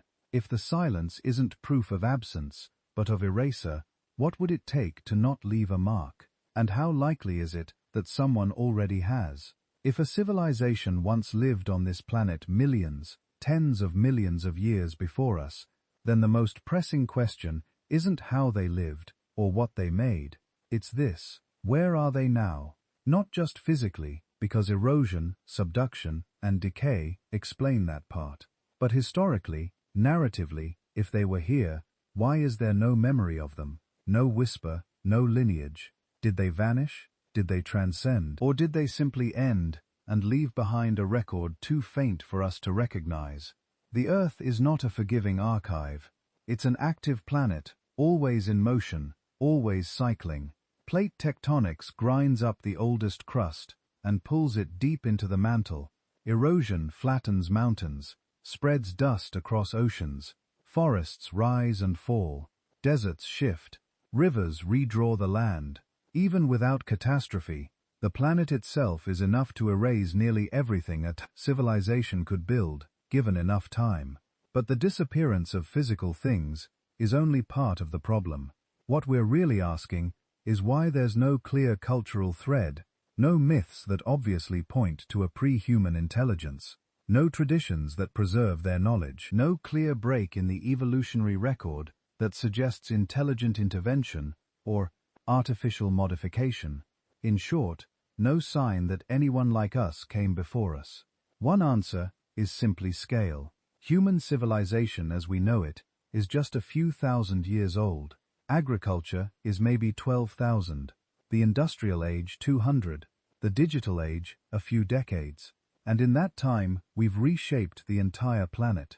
Now imagine a civilization that lasted just as long, 10, 20,000 years, but did so 50 million years ago. What would be left? A few layers in the sediment at most.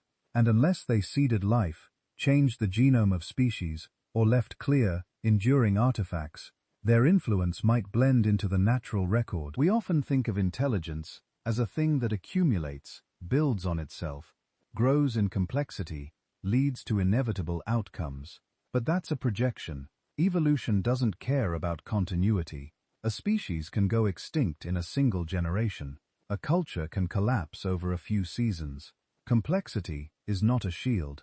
An intelligence once lost doesn't guarantee a second attempt. They could have ended suddenly. A war, a climate event, a runaway technology, or just the slow attrition of stability. Soil depleted, species lost, systems too interconnected to adapt. And if they collapsed, their population might have dropped rapidly, scattering, regressing, disappearing.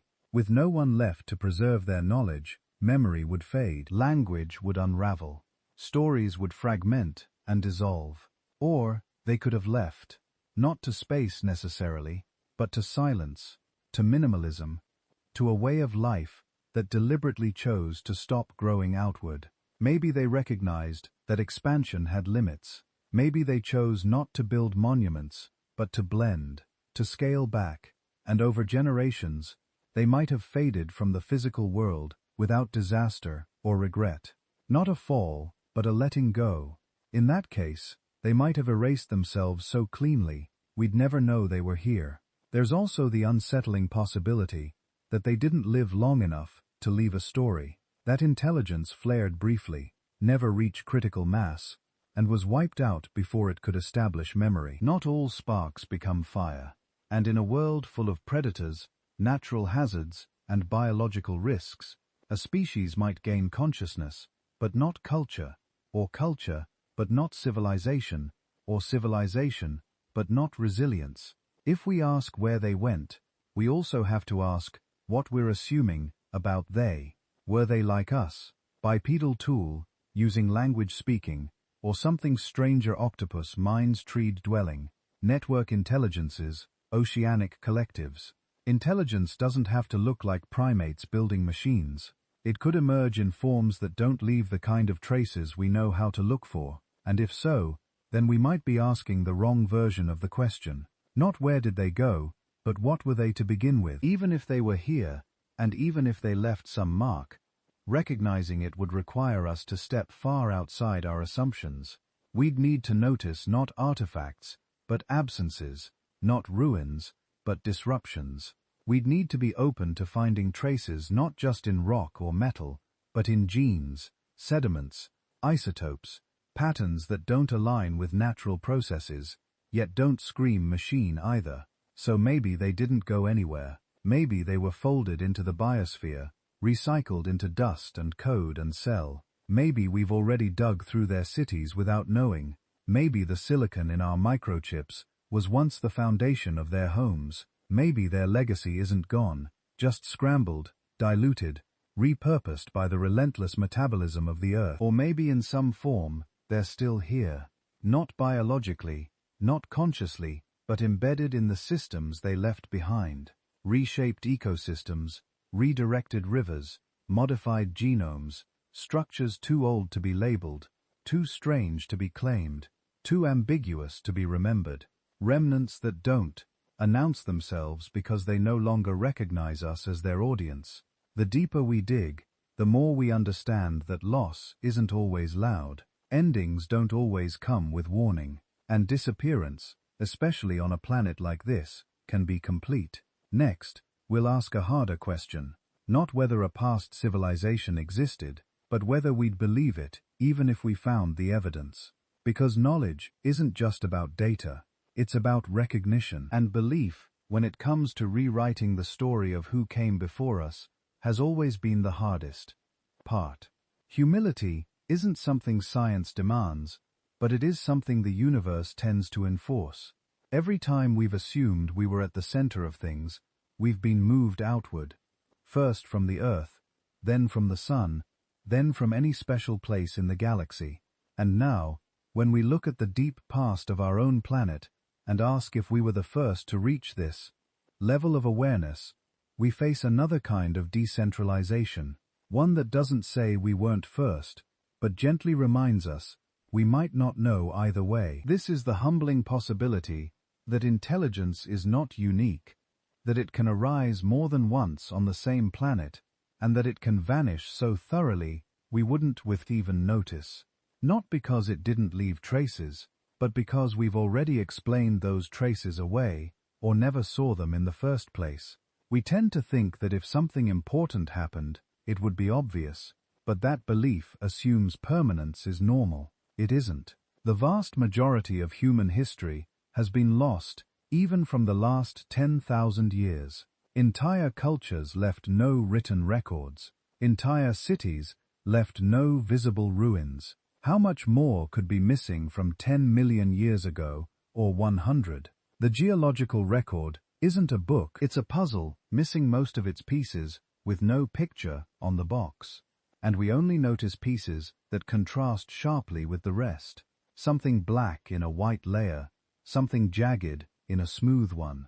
The strange things get attention, the subtle ones disappear into the background.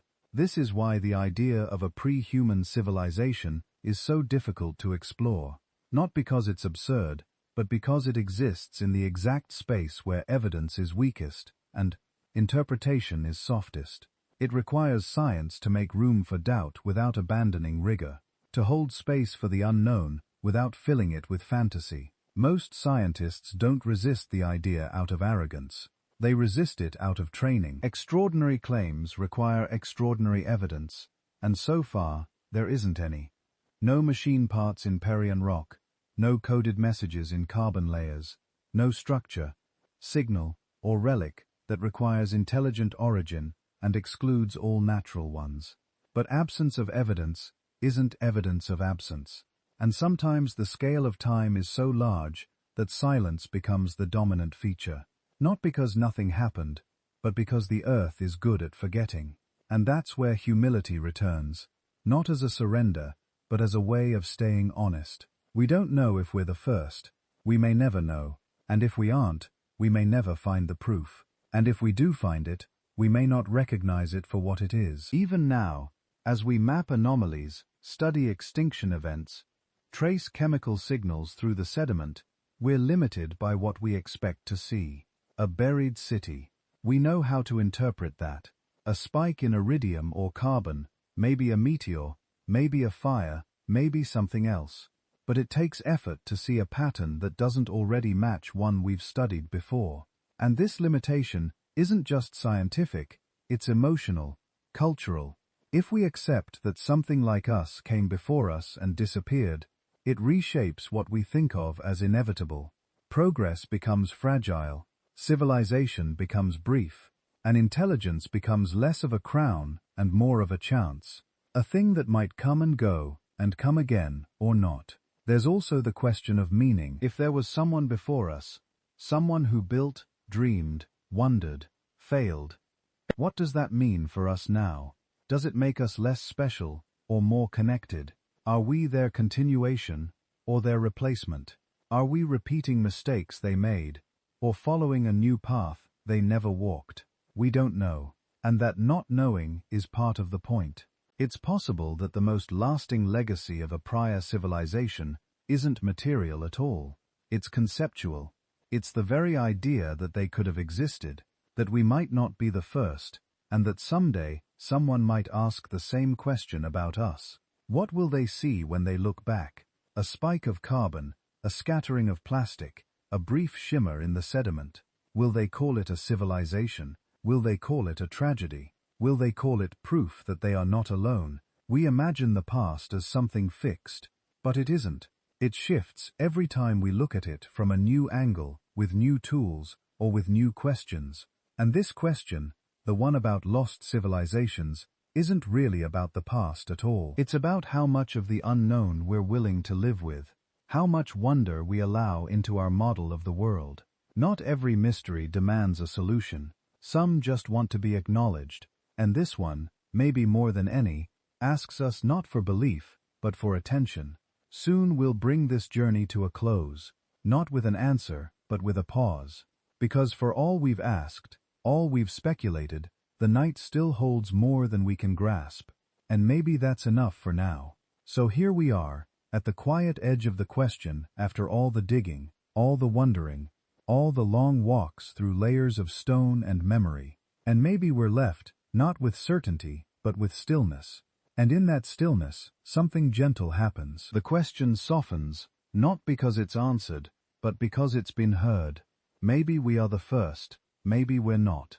Maybe intelligence is rare, or maybe it's shy. Maybe it blooms in hidden corners and fades before it leaves a mark. Maybe the earth has carried more minds than we'll ever know, each flickering into awareness, shaping their time, then slipping quietly beneath the next layer. We search, because it's what minds do, not just to find, but to reach through time, through space, through possibility. The same curiosity that sends probes to other planets, sends thoughts into the past, asking who else might have stood where we now stand, looking up, wondering, listening. And you, right now, wherever you are, whenever it is, you're part of that. Part of the long thread that ties questions to silence, and silence to story. Even just by listening, by following this trail of thoughts through the dark, you're participating in something deeply human. Or maybe not just human, maybe conscious, maybe universal. Because sleep, too, is a kind of deep time, a letting go of the surface, a sinking into layers. And when you drift off tonight, you'll be entering a space not so different from the one we've explored.